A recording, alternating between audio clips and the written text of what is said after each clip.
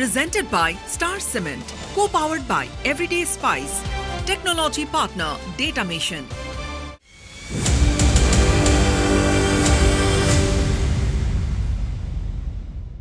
নমস্কাৰ প্ৰিয় দৰ্শক আজি আমাৰ নিৰ্বাচন এক্সপ্ৰেছ শিৱসাগৰৰ ৰাইজৰ মনৰ কথাৰ বুজ ল'বলৈ আমি উপস্থিত হৈছোহি শিৱসাগৰৰ ৰাইজে কেনে এখন চৰকাৰ বিচাৰে তেওঁলোকৰ জনপ্ৰতিনিধি কেনে হোৱাটো বিচাৰে পূৰ্বৰ জনপ্ৰতিনিধিগৰাকীয়ে তেওঁলোকৰ সমস্যা কিমান বিধানসভাৰ মজিয়াত উপস্থাপন কৰিলে দিছপুৰত উপস্থাপন কৰিলে তেওঁলোকৰ যি প্ৰত্যাশা সেই প্ৰত্যাশা পূৰণ হ'ল নে নাই 5 বছৰ অন্ত পৰিল পুনৰ নিৰ্বাচন এইবাৰ শিৱসাগৰবাসীয়ে কি নিৰ্ণয় কৰিব কি বিচাৰিছে তেওঁলোকে কিমান উন্নয়ন হল খতিয়ান বিচাৰাৰ সময় আহি পৰিছে শিৱসাগৰত উপস্থিত হৈছোহি সমষ্টি পুনৰ নিৰ্ধাৰণৰ পিছত শিৱসাগৰৰ বহু হাল সলনি হল সুবুৰীয়া বহুকেইটা সমষ্টি ইয়াত সংযোজন হল পূৰ্বৰ শিৱসাগৰৰ বহু অঞ্চল আন সমষ্টিত সংযোজন হল গতিকে সমীকৰণ পৃথক হোৱাটো স্বাভাৱিক যুঁজখন মাথো দুটা দলৰ মাজতে সীমাবদ্ধ হৈ থাকিবনে কোনোবা তৃতীয় এটা পক্ষই বা তৃতীয় এজন প্ৰাৰ্থী আউল লগাব কি হ'ব শিৱসাগৰত এই মুহূৰ্তৰ প্ৰাসংগিক প্ৰশ্ন ঐতিহ্যমণ্ডিত শিৱসাগৰ যিকেইটা সমষ্টিয়ে এইবাৰ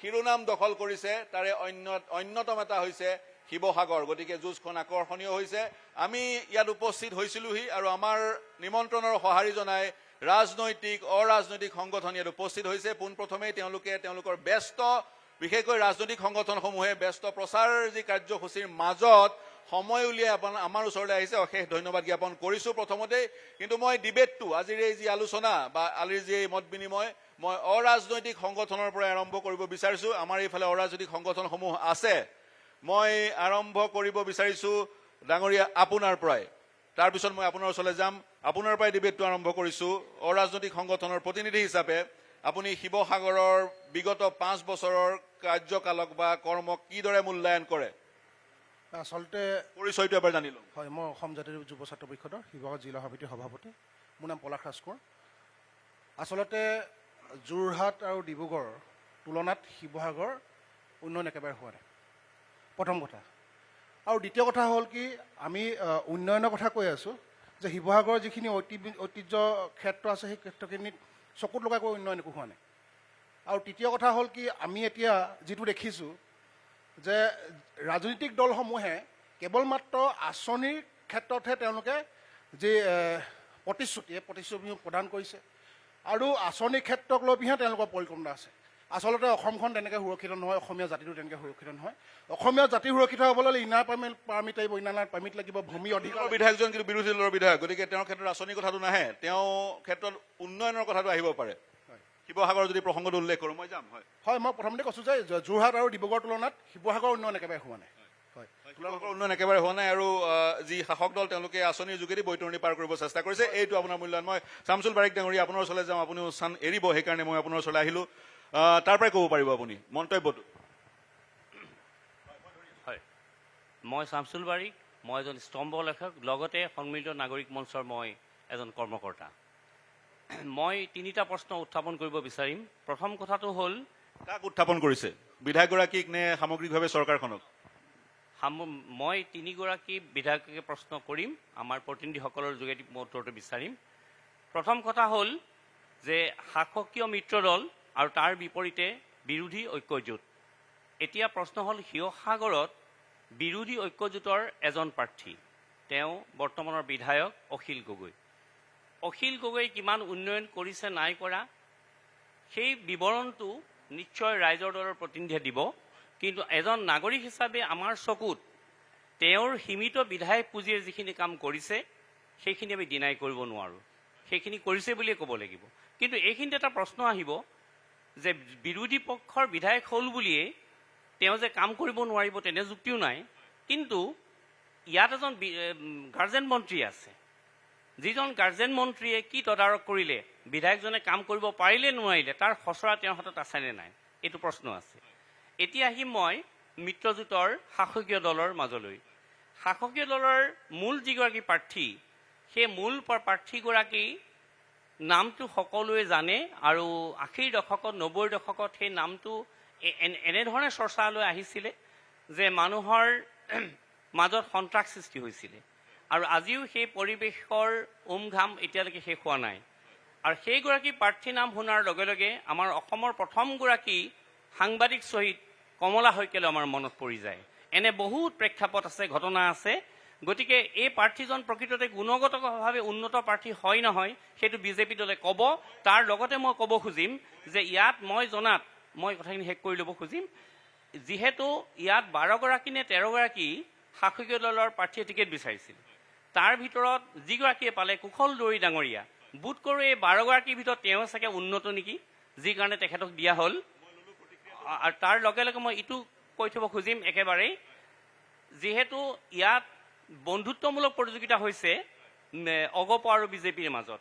এতিয়া বন্ধুত্বমূলক প্ৰতিযোগিতাই কি সূচায় এইটো এটা জটিল সাঁথৰ, কাৰণ এইটো এটা প্ৰতিযোগিতাই কি সূচায় মই ধন্যবাদ জ্ঞাপন কৰিছো বিজেপিৰ প্ৰাৰ্থী কুশল দুৱৰী, ৰাইজৰ দলৰ প্ৰাৰ্থী অখিল গগৈ চিটিং MLA আৰু প্ৰদীপ হাজৰিকা অসম গণ পৰিষদৰ প্ৰাৰ্থী। মই বিজেপিৰ অৰাজনৈতিক দললৈ আহিলোঁ। মই বিজেপিৰ পৰা আৰম্ভ কৰিব বিচাৰিম।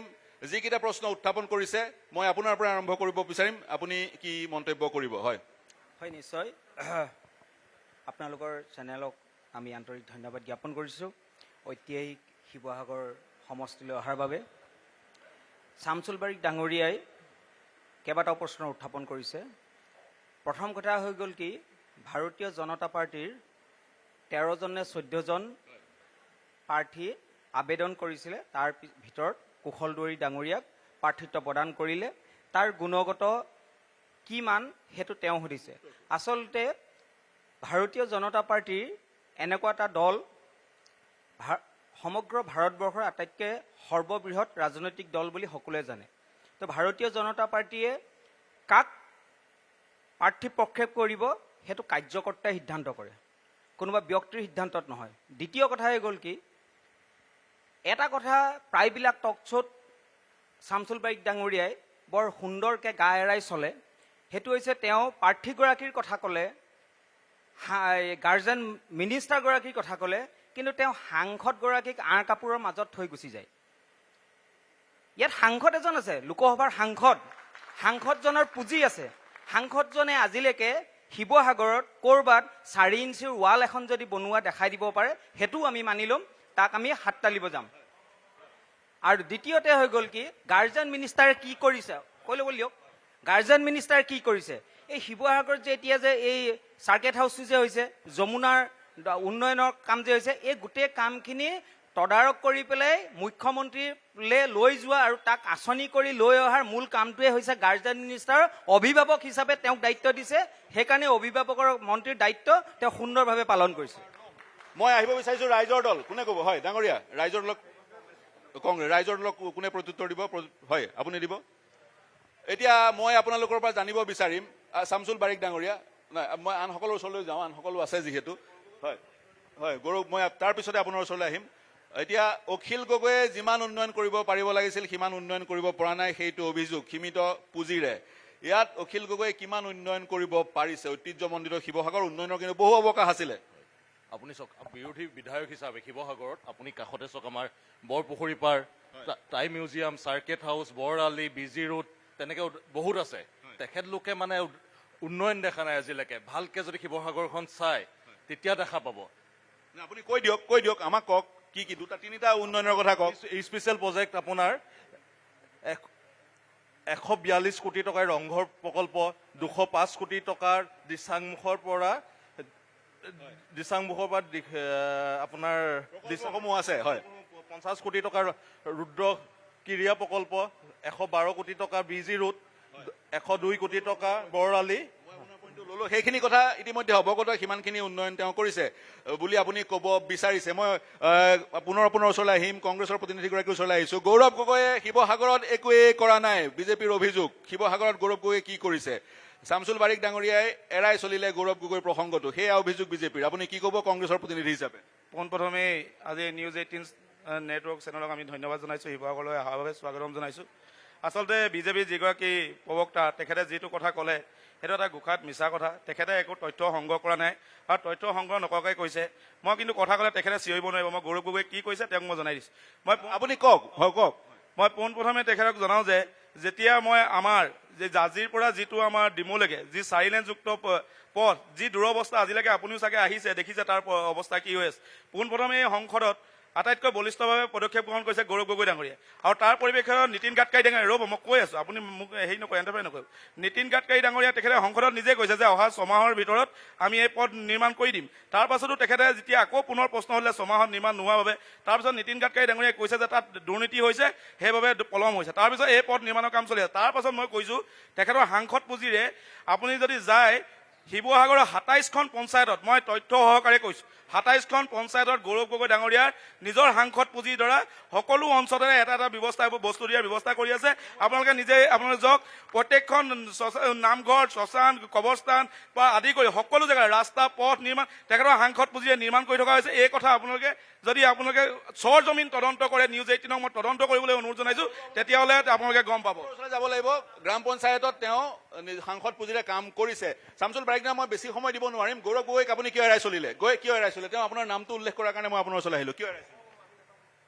এইবাৰ যিটো নিৰ্বাচন হ'বলৈ গৈছে বিধানসভাৰ নিৰ্বাচন, যেতিয়া লোকসভাৰ নিৰ্বাচন হ'ব গৌৰৱ গগৈক আমি প্ৰশ্ন তেওঁ যদি কাম কৰিছে নাই কৰা, সেয়ে তাৰ মূল্যায়নটো এইটো বিধানসভা নিৰ্বাচনত কৰাৰ আপত্তি কি, নকৰাৰ কাৰণ কি? কাৰণ এতিয়া আমি বিধানসভাৰ প্ৰাৰ্থীসকলক লৈ পেলাই পৰ্যালোচনা কৰি আছোঁ, লোকসভাৰ প্ৰাৰ্থীসকলক লৈ পৰ্যালোচনা কৰা নাই। আৰু দ্বিতীয় কথাটো হ'ল, যেতিয়া লোকসভা নিৰ্বাচন আহিব নিশ্চয় আমি প্ৰশ্ন উত্থাপন কৰিম, এইটো অবান্তৰ প্ৰশ্ন। আৰু 2 নম্বৰ কথাটো হ'ল, 2 নম্বৰ কথাটো হ'ল, যিজন গাৰ্জেন মন্ত্ৰীৰ কথা কোৱা আছে, এক মিনিট ৰ'বা, মই কৈ আছোঁ, যিজন গাৰ্জেন মন্ত্ৰী আছে, গাৰ্জেন মন্ত্ৰীজনে খতিয়ানটো দাঙি ধৰক, খতিয়ান দাঙি ধৰক, লিখিত খতিয়ান লাগিব আমাক। অনুৰোধ জনালোঁ খতিয়ান। মই বিজেপিৰ ওচৰলৈ আহিম, বিজেপিৰ এগৰাকী মহিলা নেত্ৰী, আহিম ৰ'ব, মহিলা নেত্ৰীৰ ওচৰলৈ আহিব বিচাৰিছোঁ। আৰম্ভণিতে যি ডিবেট আৰম্ভ কৰিছিলোঁ, বাইদেউ আপোনাৰ ওচৰলৈ আহিছোঁ, ডিবেট আৰম্ভ কৰিছিলোঁ, AJYCPৰ নেতৃত্বই কৈছিলে আঁচনিৰ কথা, মহিলাসকলক আঁচনি দি বিজেপিয়ে বৈতৰণি পাৰ কৰিব বিচাৰিছে। প্ৰথমতে শিৱসাগৰৰ মহিলাসকলে কিমান আঁচনি লাভ কৰিছে আৰু সেই আঁচনিৰ যোগেদি বাৰু আপোনালোকৰ ভোট লৈ বিজেপিয়ে চৰকাৰ গঠন কৰিব বিচাৰিছে নেকি? সেইটো কেতিয়াও হ'ব নোৱাৰে। মহিলাসকলক আঁচনি দিছে, মহিলাসকলক নিজৰ ঘৰখন চলাবৰ বাবে অকণমান হাতখন মজবুত কৰিছে, সন্মান দিছে। সেইটো মহিলাৰ, সেইটো আঁচনি দি তেওঁলোকক দুৰ্বল কৰা নাই, মহিলাৰ এটা সন্মান বুলি কয় সেইটো। ঘৰখনত এগৰাকী মহিলাৰ হাতত যদি এটা পইচাও নাথাকে, পুৰুষজনে সদায় অপমান কৰে, পুৰুষজনক পইচা বিচাৰিব লাগে। কিন্তু এতিয়া মহিলাসকলে সেইটো কৰিবলৈ নিজে পাৰিছে। এতিয়া 9,000কে টকা পাইছে, বিহুত খৰচা কৰিবলৈ তেওঁলোকৰ ল'ৰা ছোৱালীক কিবা এটা দিবলৈ সুবিধা পাইছে। মহিলাগৰাকী মজবুত হৈছে, সেইটো সন্মান জনাইছে। মই কৈছোঁ বিভিন্ন সময়ত প্ৰশ্ন উঠে, আজিৰ মূল্য বৃদ্ধিৰ যি এক পৰিৱেশ, সেই পৰিৱেশত 1250 টকা খুবেই নগণ্য। নগণ্য হ'লেও কিছুমান বস্তু আহিছে। 1250 টকাটো বহুত নগণ্য নহয়, এই দুখীয়া মানুহৰ কাৰণে সেইটোৱে বহুত টকা, দৰিদ্ৰ লোকৰ কাৰণে সেইটোৱে বহুত টকা। মই আপোনাৰ ওচৰলৈ আহিব বিচাৰিছোঁ। হয়, কি প্ৰতিক্ৰিয়া প্ৰকাশ কৰিব এই সময়ত শিৱসাগৰ প্ৰসংগত? মই আপোনাৰ ওচৰলৈ আহিম, কি ক'ব বিচাৰিব? আৰু লগতে সকলোকে আহ্বান জনাইছোঁ, কিবা প্ৰতিক্ৰিয়া দিব বিচাৰিলে হাতটো দাঙি দিব, তেতিয়া মই আপোনালোকৰ ওচৰলৈ যাবলৈ সুবিধা হ'ব। হাতটো দাঙি দিব, মই ক'ম, তেতিয়া মই যাবলৈ সুবিধা হ'ব। আপোনাৰ ওচৰলৈ আহিছোঁ, কি ক'ব? শিৱসাগৰত কেনেকুৱা এজন জনপ্ৰতিনিধি আপোনালোকে বিচাৰে? শিৱসাগৰ এতিয়ালৈকে বিজেপিক সোৱাদ দিয়া নাই জনপ্ৰতিনিধি হোৱাৰ, 1950 চনৰ পৰাই যদি চাওঁ। আৰু বিভিন্ন সময়ত বেছিকৈ শিৱসাগৰৰ পৰা বিৰোধী দলৰে বিধায়ক নিৰ্বাচিত হৈ আহিছে। শিৱসাগৰত এই ট্ৰেণ্ড কিয়, বা এইবাৰ এই ট্ৰেণ্ডটো বাহাল থাকিব নে চেঞ্জ হ'ব?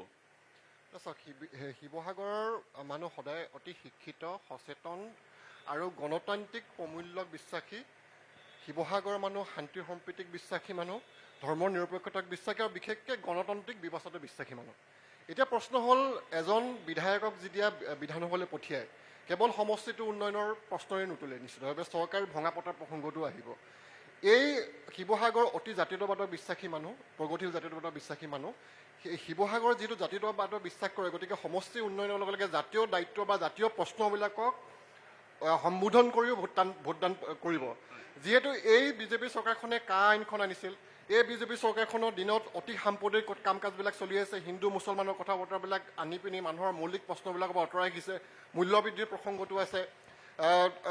চৰকাৰখনৰ সঠিক নিবনুৱা ঔদ্যোগিক নীতিৰ নোহোৱাৰ ফলশ্ৰুতিত লাখ লাখ অসমৰ যুৱক যুৱতী বাহিৰলৈ যায়। এই গোটেই ব্যৱস্থাটোৰ বিৰুদ্ধেও শিৱসাগৰৰ মানুহে ভোট দিব। আৰু যিহেতু অতি গণতান্ত্ৰিক প্ৰমূল্যবোধক বিশ্বাসী, আজি আপুনি সাংবাদিক হিচাপে আপুনি নিজেও দেখিছে যে অসমত ৰাজ্যখনৰ আটাইতকৈ মুখ্য সাংবাদিক পদত থকা ব্যক্তিজনে যেতিয়া মানুহ সাংবাদিকে প্ৰশ্ন কৰে, তেওঁ জাত বিচাৰ কৰে, তেওঁ কোনখন পেপাৰ কোনখন সংবাদ গোষ্ঠী বুলি সম্পূৰ্ণকৈ ভয় ভাবুকি প্ৰদান কৰি গণতান্ত্ৰিক ব্যৱস্থাটোৰ প্ৰতি আঙুলি আহিছে সেই গোটেই ব্যৱস্থাটোৰ বিৰুদ্ধেও শিৱসাগৰৰ মানুহে ভোটদান দিব আৰু ধৰ্ম নিৰপেক্ষ সত্তাটোক অটুট ৰাখিবৰ কাৰণে অসমীয়া জাতিটোৰ সঁচা অৰ্থত জীয়াই ৰাখিবৰ কাৰণে বিজেপিৰ বিৰুদ্ধে ভোট দিব। বিজেপিৰ ওচৰলৈ যাম, ৰাইজৰ দলৰ প্ৰতিনিধি যদি আছে তেওঁলোকৰ ওচৰলৈও যাব প্ৰয়াস কৰিম। ৰাইজৰ দলৰ হয় আপুনি এতিয়া কি প্ৰতিক্ৰিয়া প্ৰকাশ কৰিব? অখিল গগৈ 5 বছৰ কাল থাকিলে, তেওঁ সক্ৰিয় হোৱা আমি বিধানসভাত পৰিলক্ষিত কৰিলোঁ, কিন্তু শিৱসাগৰত উন্নয়নৰ বহুত স্কোপ আছিলে। ঐতিহ্যমণ্ডিত শিৱসাগৰত ইতিহাসে গৰকা শিৱসাগৰ, গতিকে যিমানখিনি কৰিব লাগিছিল সিমানখিনি কৰিব নোৱাৰিলে, সেই ধৰণৰ অভিযোগ। গতিকে এইবাৰ কি ক'ব আপুনি? আচলতে শিৱসাগৰে এতিয়ালৈকে ভাৰত স্বাধীন হোৱাৰ পিছত বহুকেইজন বিধায়ক পাইছে। তাৰ ভিতৰত এইবাৰ এজন সংগ্ৰামী নেতা অখিল গগৈ ডাঙৰীয়া শিৱসাগৰৰ বিধায়ক হৈছিলে। সেইকাৰণে মানুহৰ তেওঁৰ পৰা পাবলগীয়া একচেপ্টটো অলপ বেছি। মানুহে ভাবিছিলে যে বহুত লাগে, কিন্তু আপুনি দেখিবলৈ পাব শিৱসাগৰত বৰ্তমান যদিও অখিল গগৈ ডাঙৰীয়া বিৰোধী বিধায়ক, তেখেতে কিন্তু শিৱসাগৰলৈ ৰংঘৰ প্ৰজেক্ট আনিছে 142 কোটি টকীয়া। আপোনাৰ যিটো লিচাংমুখৰ পৰা দিখৌমুখলৈকে যি আমাৰ শিৱসাগৰ সমষ্টিৰ মূল বান সমস্যা গৰাখহনীয়া, তাৰ কাৰণে তেওঁ প্ৰায় 205 কোটি টকা তেওঁ চেংচন কৰাই আনিছে, যাতে বান আৰু গৰাখহনীয়া সমস্যাটো সমাধান হওক। আৰু আপুনি যদি চাই যিবোৰ ধৰি লওক আপোনাক শিৱসাগৰৰ বাট পথ, মূল যিবোৰ বাট পথ, এই বাট পথবোৰ তেওঁ চেংচন কৰি আনিবলৈ তেওঁ সক্ষম হৈছে। উন্নয়ন কৰিছে বুলি আপুনি ক'ব বিচাৰিছে, যিমান পাৰি পাৰ্যমানে উন্নয়ন কৰিছে। এইবাৰ গতিকে ৰাইজে যদি ভোট দিব ভোট কিয় তেওঁক পুনৰ ভোট দিব, আপুনি কি ক'ব? চাওক, শিৱসাগৰৰ যদি সঠিকভাৱে উন্নয়ন লাগে তেতিয়াহ'লে অখিল গগৈ ডাঙৰীয়াক ৰাইজে নিশ্চয় ভোট দিব। এইকাৰণেই ভোট দিব যে আপুনি চাওক, উন্নয়নৰ কাৰণে হয় 600 বছৰীয়া আহোম ৰাজত্বৰ ইতিহাস স্বৰূপ এই শিৱসাগৰ চহৰ। এই শিৱসাগৰৰ যি আমাৰ ঐতিহাসিক সম্বল আছে, এই সম্বলবিলাক কিন্তু এই অখিল গগৈ ডাঙৰীয়াৰ দিনতে সংৰক্ষণ হৈছে। আৰু দ্বিতীয়তে আপুনি চাওক, যিখন যমুনা, আজি এই যমুনাখন প্ৰায় মৃতপ্ৰায় হৈছে। এই যমুনাখন আমাৰ পুখুৰীটোৰ লগত সংলগ্ন, কিন্তু এই যমুনাখন চাফা কৰিবৰ কাৰণে তেওঁ 10 কোটি টকা চেংচন কৰি আনিছে আৰু কাম ইতিমধ্যে হৈ আছে। উন্নয়নৰ কাৰণে আপুনি অখিল গগৈক ভোট দিয়াৰ কথাটো কৈছে। মই কুশল দুৱৰীক কিয় ভোট দিব ৰাইজে, আপোনাৰ পৰা ল'ম নে আন কাৰোবাৰ পৰা ল'ম?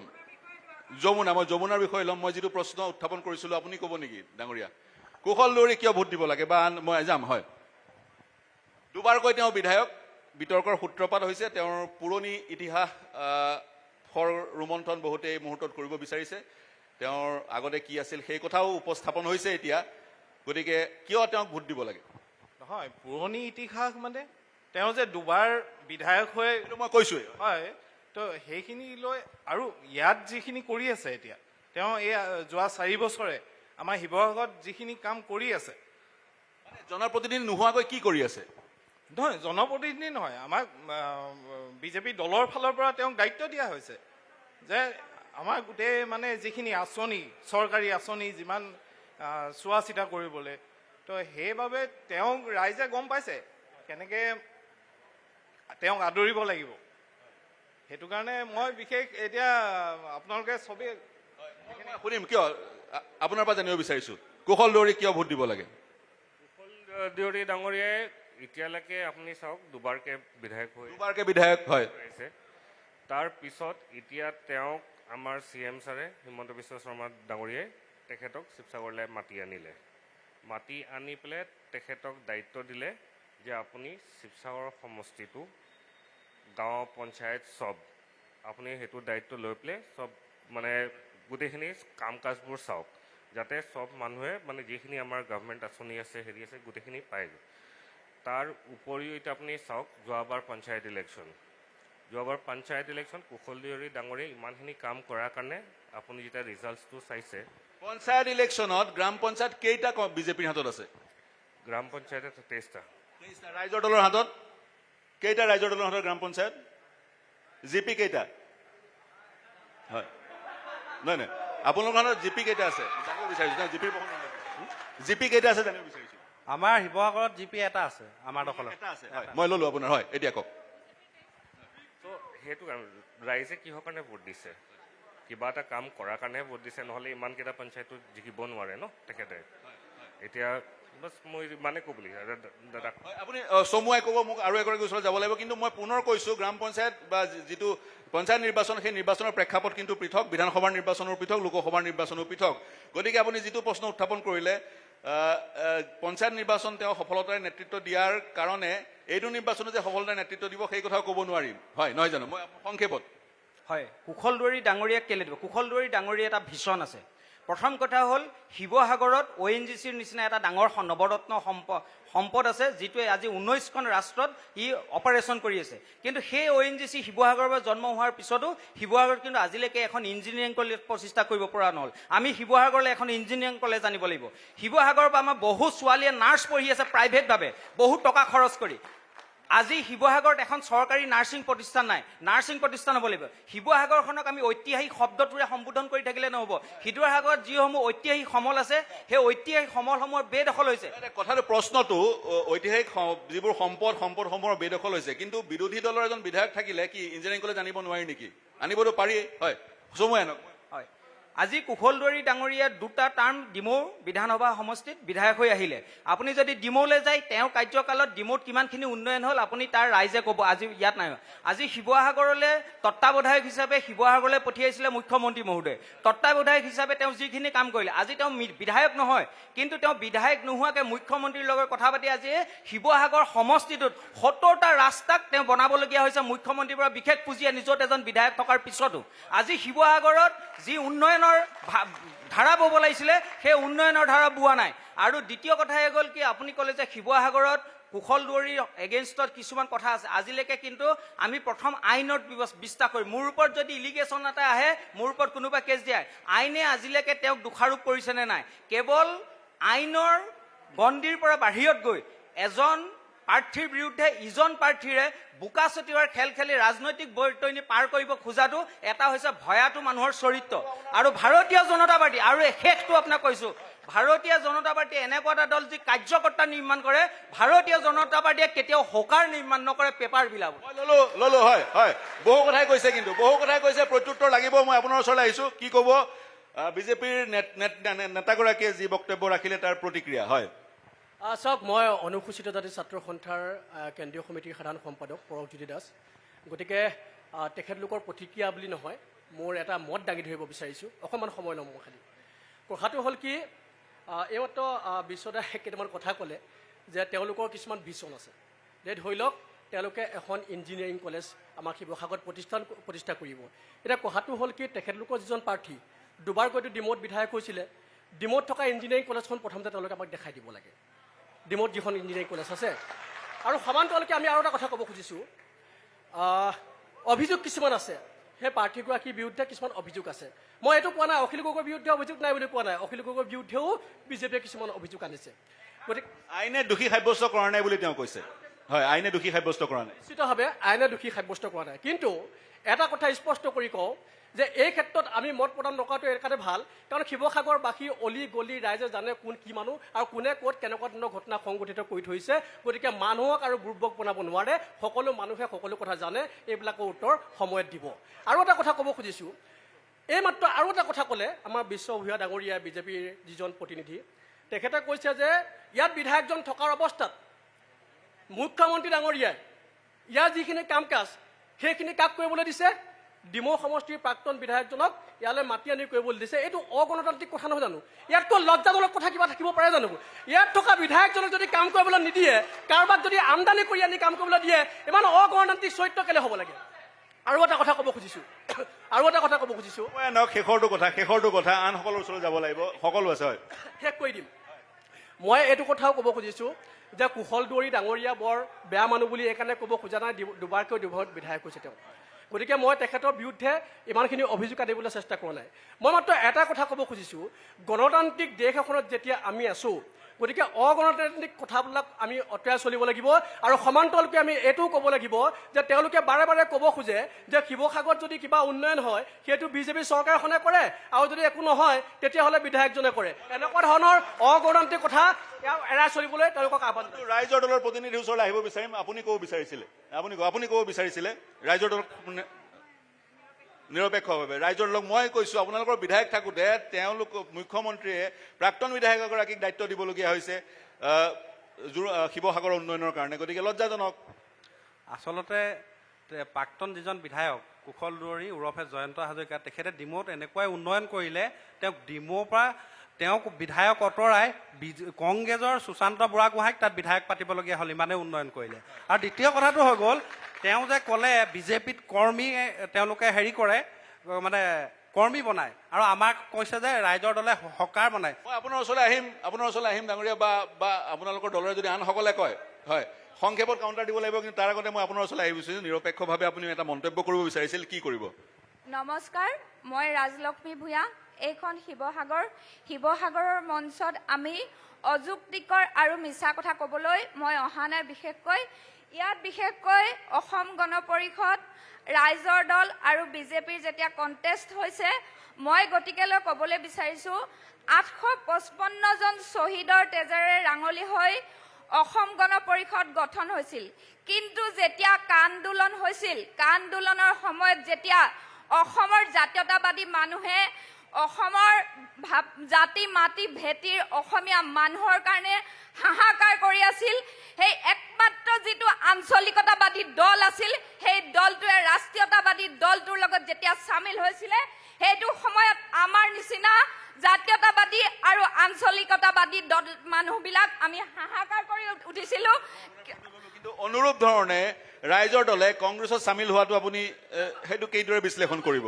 ক'বলৈ দিয়ক, সেইটো সময়ত অজাপ নাইবা ৰাইজৰ দল গঠনেই হোৱা নাছিল আৰু সেইটো সময়ত আমি হাহাকাৰ কৰি মই বিশেষকৈ জনাসকলে জানে শিৱসাগৰৰ ৰাজপথত অকলে ওলাই গৈছিলোঁ আন্দোলন কৰিবৰ কাৰণে, অকলে ওলাই গৈছিলোঁ। আৰু সেই দিনাখনৰ পৰা আজিলৈকে যেতিয়া এই আঞ্চলিকতাবাদী দলটোৰ ৰাষ্ট্ৰীয়তাবাদী দলৰ লগত জইন হ'ল তাৰপিছত কেইজনমান মুষ্টিমেয় কেইজনমান মানুহৰ মোক কথাখিনি শেষ কৰি ল'বলৈ দিব। যেতিয়া তেওঁলোকে আঞ্চলিকতাবাদী দলটো ৰাষ্ট্ৰীয়তাবাদী দলৰ লগত চামিল হ'ল তাৰপিছত আমি তেখেতলোকক আৰু এবাৰ আমি আঞ্চলিকতাবাদী মানুহখিনি আৰু এবাৰ তেওঁলোকে উন্নয়ন কৰিব বুলি আমি আশা কৰিব নোৱাৰোঁ। দ্বিতীয়তে ৰ'ব ক'বলৈ দিয়ক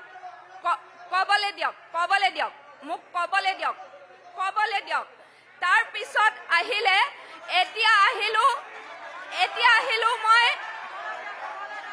আহিলো মই ভাৰতীয় জনতা পাৰ্টীৰ দলটোৰ কথা। এতিয়া ভাৰতীয় জনতা পাৰ্টীৰ দলটোক ভাৰতীয় যিটো বিজেপি দলক আমি এতিয়া বিজেপি দল বুলি ক'ব নোৱাৰোঁ, এতিয়া এইটো কংজেপি দল। কিয়নো চবতকে পুৰণা দলটোৱে আজি বেছিভাগ 80% কংগ্ৰেছী মানুহক পিছৰবাৰ আহিম পিছফালে ভাৰতীয় জনতা পাৰ্টীৰ পিছফালে আছে নেকি কোনোবা যুৱ প্ৰজন্মৰ প্ৰতিনিধি? হয়, কোনে কৈছে? হয় ডাঙৰীয়া, হয় আপোনাৰ ওচৰলৈ আহিছোঁ। বাইদেৱে যিটো প্ৰসংগ উল্লেখ কৰিলে আপুনি কি প্ৰতিক্ৰিয়া প্ৰকাশ কৰিব? চাওক, বাইদেৱে যিটো কথা কৈছে সেই কথাটো হৈছে আঞ্চলিকতাবাদৰ কথা কৈছে। তেখেতে কৈছে যে বিজেপিৰ লগত এজিপিয়ে লগ হোৱাৰ কাৰণে তেওঁ ক্ষোভান্বিত হৈ আছে, কিন্তু তেওঁ লগতে এইটো ক'ব লাগিব যে একে ৰাষ্ট্ৰীয় দল কংগ্ৰেছৰ লগত যি কংগ্ৰেছৰ শাসনৰ দিনত 825 জন শ্বহীদ হৈছিলে সেই দলটোৰ লগত কিন্তু আজি ৰাইজৰ দল আৰু এজিপিৰ কথা শুনিম লগ হৈ আছে। সেই কথাটো মই তেওঁলোকক প্ৰশ্ন কৰিব বিচাৰোঁ। তেওঁ যি কৈছে মই নিৰপেক্ষ ব্যক্তি বুলি কৈছে বাইদেৱে, সেই নিৰপেক্ষতাত কিয় কংগ্ৰেছৰ লগত ৰাইজৰ দল আৰু এজেপি লগ হৈ থকাটো কথাটো তেওঁ প্ৰসংগ উত্থাপন কৰে। বিজেপিত কংগ্ৰেছী কিয় আছে সেই কথাটোত তেওঁ আপত্তি বা সেই কথাটো তেওঁ ইয়াত উপস্থাপন কৰিছে। বিজেপিত 80% কংগ্ৰেছী, বিজেপিত 80% কংগ্ৰেছী। চাওক, এতিয়া আজিৰ দিনত বিজেপি দলটোৱে বিজেপিলৈ কৰ্মী জন্ম দিয়ে। আজিৰ দিনত বিজেপি দলটোত যদি কোনোবা কৰ্মী জন্ম হয়, যিদিনাখনে তেওঁ যোগ কৰে পিছদিনাখনে তেওঁ পুৰণা কৰ্মী হিচাপে তাতে পায়। সেইকাৰণে কথা হ'ল কি, আজিৰ দিনত সেইকাৰণে বিজেপি দলটোৱে আজি সৰ্ববৃহৎ দল হিচাপে ভাৰতবৰ্ষত প্ৰতিষ্ঠা হৈছে। আজি ইয়াতে আমাৰ কোনো ব্যক্তি বিশেষে আমাৰ কোনে ভোট টিকেট পাব সেই কথাটো আমাৰ নিৰ্ণয় নকৰে। আমাৰ বিজেপি দলটো নিৰ্ণয় কৰে যে আমাৰ কৰ্মীসকলে নিৰ্বাচন কৰা ব্যক্তিজনক ইয়াতে প্ৰাৰ্থিত্ব প্ৰদান কৰে। পইণ্টটো ল'লো। এতিয়া ৰাইজৰ দলৰ অসম জাতীয় পৰিষদ কংগ্ৰেছৰ বুকুচাত উঠি তেওঁলোকে এইবাৰ নিৰ্বাচনত অৱতীৰ্ণ হৈছে, যি কংগ্ৰেছে 855 জনক অসমীয়া তেজাল যুৱকক শ্বহীদ কৰিলে অসম আন্দোলনত। হয়, মই আকৌ এবাৰ কৈছোঁ আমি একেবাৰে স্বতন্ত্ৰ জাতীয়তাবাদী মানুহ, কিন্তু কি হ'ল জৈসা দেশ এইসা ভেষ হোনা চাহিয়ে। আৰু আজিৰ যি পৰিস্থিতি হৈছে, যিহেতু আমাৰ বেছিভাগ এতিয়া আপোনালোকে এইটো দলক বিজেপি বুলি নক'ব, এইটো দল কংজাবী দল। আৰু কংজাবী দল যেতিয়া হ'ব পাৰিলে সেই দলটোক কৈছে হয়। মই অৰাজনৈতিক সংগঠনৰ ওচৰলৈ যাওঁ। কৈছে হয়, এইফালে কিছু লোক আছে। হয় হয়, আপুনি ক'ব। মই এই বাইদেউৰ ওচৰলৈ আহিছোঁ, বহু দেৰি তেওঁ। হয় হয়, নমস্কাৰ। মোৰ নাম পদ্মা চেতিয়া। মই জাগৃত নাৰী সমাজ শিৱসাগৰ অসমৰ সভানেত্ৰীৰ দায়িত্বত আছোঁ। নাৰী সুৰক্ষা আইন লাগে। আপোনালোকে কওঁতে মই নাই কোৱা নহয়, সেইকাৰণে বহি থাকক। আপুনি MLA নহয়, নহয়, আপুনি বিধায়ক নহয়, আপুনি মনে মনে থাকক, মোক ক'বলৈ দিয়ক। মই এগৰাকী নাৰী হিচাপে আহিছোঁ, আমাক এখন নাৰী সুৰক্ষা আইন লাগে, গম পালে নাই? কথাটো কওক। আমাক এখন নাৰী সুৰক্ষা আইন লাগে, যিহেতু এইখন চৰকাৰৰ দিনতে বেছিভাগে শ্লোগান কৰে বেটী পঢ়াও বেটী বচাও। শিৱসাগৰত নাৰী সুৰক্ষিত নে? নহয়, কেতিয়াও নহয়। কাৰণ কেলে শিৱসাগৰতে নহয়, অসমত নাৰী সুৰক্ষা নহয়। কাৰণ কেলে জোনমণি ৰাভায়ে নাপালে, ন্যায় নাপালে, ঠিক আছে। আৰু দ্বিতীয়তে তেওঁলোকে জুবিন গাৰ্গক জয় জুবিন গাৰ্গ ক'বলৈ বেয়া পায়, জাষ্টিছ ফৰ জুবিন গাৰ্গ ক'বলৈ বেয়া পায়। এয়াকে ক'লো, সদৰ শেষত জাষ্টিছ ফৰ জুবিন গাৰ্গ, জয় আই অসম। এগৰাকী নাৰীৰ পৰা ল'ব লাগিব। এগৰাকী মহিলাই যদি প্ৰত্যুত্তৰ কোনে দিব বিচাৰিব, নহ'লে মই সেইফালে যাব লাগিব। হয় বাইদেউ, আপুনি কওক। যিকেইটা বক্তব্য ৰাখিলে, শিৱসাগৰত মহিলা সুৰক্ষিত নহয়, কিয় মহিলা সুৰক্ষিত নহয় তেওঁ ক'ব বিচাৰিছে। আৰু জাষ্টিছ ফৰ জুবিন গাৰ্গ আপোনালোকে ক'বলৈ বেয়া পায়। জাষ্টিছ ফৰ জুবিন গাৰ্গ সেই দিনটোলৈ মনত পেলাওক। 19 ছেপ্টেম্বৰ জুবিনৰ যেতিয়া মৃত্যু হৈছিল, সেই তাত ছিংগাপুৰত মৃত্যু হোৱাৰ পৰা অসমত সমাধি আমাৰ তেখেতক অন্তিম সংস্কাৰ কৰালৈকে তাৰ দায়িত্ব কোনে লৈছিলে? আপোনালোকে সেই দিনটোলৈ মনত পেলাওক, কোনে লৈছিলে? তেতিয়া মুখ্যমন্ত্ৰী মহোদয়ে লৈছিলে, হয়নে? এতিয়া তেখেতে ক'লে যে নাৰী সুৰক্ষিত নহয়। এটা প্ৰমাণ দেখুৱাওক। আজি আমি এতিয়া 8টা বাজি গ'ল, আমি ইয়াত আজি বহি আছো, মহিলা আমি সুৰক্ষিত। আজি ৰাতি আমি 12টা বজালৈকে থাকিব পাৰোঁ, আমি সুৰক্ষিত। কিন্তু এটা দিন আছিলে যেতিয়া কংগ্ৰেছ চৰকাৰে শাসন কৰিছিলে, তেতিয়া আমি গধূলি 7টা বজাতো ওলাব নোৱাৰা হৈছিলোঁ। এনেকুৱা এটা পৰিস্থিতি হৈছিলে। ৰ'ব এতিয়া পইণ্টটো হৈছে, হাত দাঙিব, যি ক'ব বিচাৰে হাত দাঙিব। বিষয়টো হৈছে ৰ'ব নাই, মোৰ কথাটো হৈছে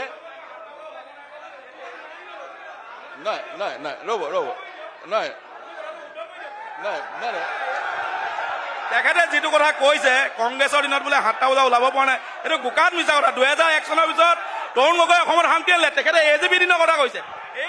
AGPৰ দিনত আমি যুৱক যুৱতী 5টা বজাৰ পিছত শিৱসাগৰ টাউনলৈ ওলাই আহিব নোৱাৰে। সেইটো সত্য কথা, এইটো কোনো মুচিব নোৱাৰে। 1996 চনৰ পৰা 2001 চনৰ কালচোৱা অসমৰ ইতিহাসৰ আটাইতকৈ কলহ ইতিহাস, সেইটো সকলোৱে জনা উচিত। যাম। মোৰ কথাটো হৈছে সুৰক্ষিত হ'ব লাগে, সুৰক্ষিত ৰ'ব। মই পিছৰ বাৰ আপোনাৰ ওচৰলৈ যাম। এইফালে মই যাব বিচাৰিছোঁ। হয়, এইফালে যাব বিচাৰিছোঁ। মই আপোনাৰ ওচৰলৈ যাম। ৰ'ব, এইফালে যাব বিচাৰিছোঁ। হয়, আপুনি কি ক'ব বিচাৰিব? মই যাম আপোনাৰ ওচৰলৈ। মই সংগ্ৰামী সেনা অসমৰ সভাপতি পংকজ খাউন। আচলতে আপোনালোকে দেখিছে যে শিৱসাগৰ ৰাইজে আচলতে উন্নয়ন বিচাৰে। আচলতে উন্নয়নৰ স্বাৰ্থত এইবাৰ শিৱসাগৰ ৰাইজে ভোট প্ৰদান কৰিব। কিন্তু শিৱসাগৰৰ যিগৰাকী বিধায়ক অখিল গগৈ ডাঙৰীয়াই শিৱসাগৰত আচলতে উন্নয়নৰ যি ধাৰা, এই ধাৰা অব্যাহত ৰাখিবলৈ প্ৰয়াস কৰিছে। আমি শিৱসাগৰৰ যি দল সংগঠন আছোঁ, দল সংগঠনে আমি ধাৰাবাহিকভাৱে আন্দোলন কৰি আছিলোঁ যে ঐতিহাসিক যিখন যমুনা, এই যমুনাখন বেদখলমুক্ত কৰি সৌন্দৰ্য বৰ্ধন কৰিবলৈ। কিন্তু একমাত্ৰ বিধায়ক অখিল গগৈ ডাঙৰীয়াই এই যমুনাখন কিন্তু বেদখলমুক্ত কৰি সৌন্দৰ্য বৰ্ধন কৰিবৰ কাৰণে তেখেতে আচলতে প্ৰচেষ্টা হাতত লৈছে। কিন্তু তাৰ উপৰিও বিৰোধীৰ বিধায়ক হোৱাৰ কাৰণে যি প্ৰচেষ্টা হাতত লৈছিলে, সেইবোৰ সফলভাৱে ৰূপায়ণ কৰিব পৰা নাই নেকি? নহয়, বিৰোধী বিধায়ক বুলি কথা নাই। আচলতে চৰকাৰী পক্ষক বহুতো বিধায়কেও আজি বিধানসভাত টোপনি মাৰি থাকে, কিন্তু বিৰোধী বিধায়কেও টোপনি নমৰাকৈ আচলতে তেখেতে গৰ্জন দিবলৈ সক্ষম হৈছে। এইটোত আমি শিৱসাগৰীয় হিচাপে আমি তেখেতক শ্ৰদ্ধা জনাইছোঁ। কিন্তু এইখিনিতে আৰু এটা কথা কৈছোঁ যে বিজেপি শাসিত চৰকাৰখনেও বহু ক্ষেত্ৰত বহু ভাল কাম কৰিছে। যে বিজেপি শাসিত চৰকাৰখনেও আজি এটকাও নিদিয়াকৈ যি মেধাসম্পন্ন ছাত্ৰ ছাত্ৰীসকলক চাকৰি দিছে, এইটো তেওঁলোকৰ ভাল কাম। বা গণশিল্পী ৰাজীৱ হদিয়াৰ ডাঙৰীয়াৰ যি পত্নীক তেওঁলোকে যি চাকৰি দিছে, এইটো তেওঁলোকৰ ভাল কাম। কিন্তু তাৰ মানেকত শিৱসাগৰখনতো কিন্তু অখিল গগৈয়ে যথেষ্ট কাম কৰিছে। আজি ঐতিহাসিক বৰপুখুৰী পাৰেই হওক, ৰুদ্ৰসিংহ পাৰ্কেই হওক, ঐতিহাসিক যমুনাখনেই হওক, তেওঁলোকে কিন্তু উন্নয়ন কৰাৰ ক্ষেত্ৰত বিৰোধী বিধায়ক হ'লেও তেখেতে কিন্তু যথেষ্ট পইণ্টটো ৰাজীৱ শদিয়াৰ পত্নীক সংস্থাপিত কৰিছে, ভাল কৰিছে, আৰু 1,60,000 লোকক চাকৰি দিছে। এইটো আপুনি স্বাগতম জনাইছে, আৰু শিৱসাগৰ ৰাইজো চাগে সেই চাকৰি লাভ কৰিবলৈ সক্ষম হৈছে। কিন্তু পুনৰ কওঁ যে 30 লাখ 40 লাখ নিবনুৱা আছে, হাত দাঙিব হয়, 30 লাখ 40 লাখ যি নিবনুৱা আছে, সেই নিবনুৱা কিন্তু 1,60,000 বা 2 লাখ চাকৰিয়ে নিবনুৱাৰ সমস্যা সমাধান কৰিব পৰা নাযায়। স্বাৱলম্বী কৰিব লাগিব আমাৰ যুৱক যুৱতীক এই সমস্যা সমাধান কৰিবলৈ। বাইদেউ আপুনি কি প্ৰতিক্ৰিয়া প্ৰকাশ কৰিব? শিৱসাগৰত আপুনি কেনে এজন জনপ্ৰতিনিধি বিচাৰে? হয়, নমস্কাৰ। মই কনকলতা মহিলা সংগঠনৰ সভানেত্ৰী পিংকী দত্ত।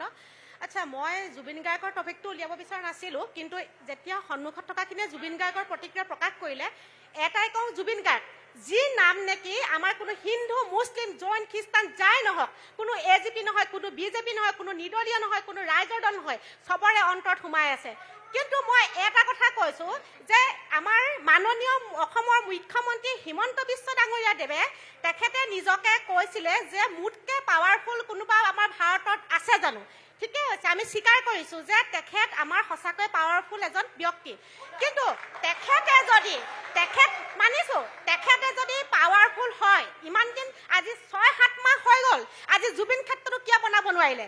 মানিছোঁ, আজি জুবিন ক্ষেত্ৰটো কিয় কাৰণে বনাব নোৱাৰিলে? আজি জুবিন ক্ষেত্ৰটো এনেকুৱা হ'ব লাগিছিলে, আজি পৃথিৱীৰ সকলো মানুহে জুবিন দাক চিনি পায়, কিন্তু সেই জুবিন দাক আজি অসমৰ মানুহে আজি জুবিন ক্ষেত্ৰ কিয় আজি বৰষুণৰ প্ৰথম বৰষুণ জাকতে, জুবিন দা নোহোৱাৰ পিছত প্ৰথম বৰষুণ জাকতে কিয় কাৰণে আজি গৰিমা বৈ হাতত পানী কাপোৰ টিৰপাল পাৰিবলগীয়া হ'ল জুবিন ক্ষেত্ৰ বচাবৰ কাৰণে? আৰু এটা কথা কৈছোঁ, আৰু এটা মই কথা কৈছোঁ, ঠিক আছে, সকলোৱে কৈ আছে আমি নিৰপেক্ষভাৱে আহিছোঁ ইয়াত, আমি কাৰো পক্ষ ল'বলৈ অহা নাই। কিন্তু এটা কথা কৈছোঁ, যোনে যিদিন আমাক মুঠতে শিৱসাগৰ সমষ্টিৰ উন্নয়ন লাগে, আমি কোৱা নাই যে শিৱসাগৰ সমষ্টিৰ উন্নয়ন হোৱা নাই, হৈছে, কিন্তু আৰু কৰিবলৈ বাকী আছে। হয়, গতিকে আৰু এটা কথা কওঁ, প্ৰথম কথা, জুবিন গাৰ্গৰ ন্যায়ৰ প্ৰসংগটো বিভিন্ন মঞ্চত উত্থাপিত হৈছে। আমি জুবিন গাৰ্গৰ ন্যায় আমি সকলোৱে বিচাৰোঁ। জুবিন গাৰ্গৰ যদি হত্যা হৈছিল, যি হত্যাকাৰী শাস্তি পাব লাগে, সেই বিষয়ে আমি উত্থাপন কৰিম। তাৰ লগতে আমি যি অঞ্চললৈ আহিছোঁ, সেই অঞ্চলৰ সেই সমষ্টিটোৰ বা ওচৰৰ পাজৰৰ সমষ্টিটোৰ বিষয়বোৰ উত্থাপন কৰিম। আপুনি এটা প্ৰতিক্ৰিয়া দিব বিচাৰিছিলে? হয়, নমস্কাৰ। যিহেতু আজি বাইদেৱে কৈ যোৱা মতে শিৱসাগৰত নাৰী যিহেতু মানে সুৰক্ষিত নহয় কৈছে, মই সেইটো অস্বীকাৰ কৰিছোঁ। এইকাৰণে মোৰ ছোৱালীজনী সৰ্প বান্ধৱৰ টাইটেল পাই পিনি শিৱসাগৰত সৰ্প ধৰিবলৈ ৰাতি 12 বজাতো ওলাই যায়। সেই ছোৱালীজনীক মোৰ ফোনটো কৰে, বোলে পাপা মোক আমুকত খাব ওলাইছে, তেখেতলোকে ভয় কৰিছে, যিহেতু মই যাব লাগে, তেতিয়া মই য'তে নাথাকোঁ, মই তাইক কওঁ যে বেটি তুমি ওলাই যোৱা, খালি লগতে ভাইটিটোক বা কাৰোবাজনক লগত পাৰিলে লৈ যোৱা। তাই কয় যে মোৰ লগত কোনো নাইকিয়া, মোক তোমাকতো মামাই দিয়া স্কুটিখন আছে, তুমি লৈ পিনি তুমি গুচি যোৱা। সেই খাপটো উদ্ধাৰ কৰি আনা। যেতিয়া উদ্ধাৰ কৰিব যায়, তাই উদ্ধাৰ কৰি পিনি আহে, সেই নিউজটো দাদাহঁতৰ নিউজতে ঠিক অলপ দিনৰ আগত আপোনালোকে প্ৰচাৰ কৰিছিল।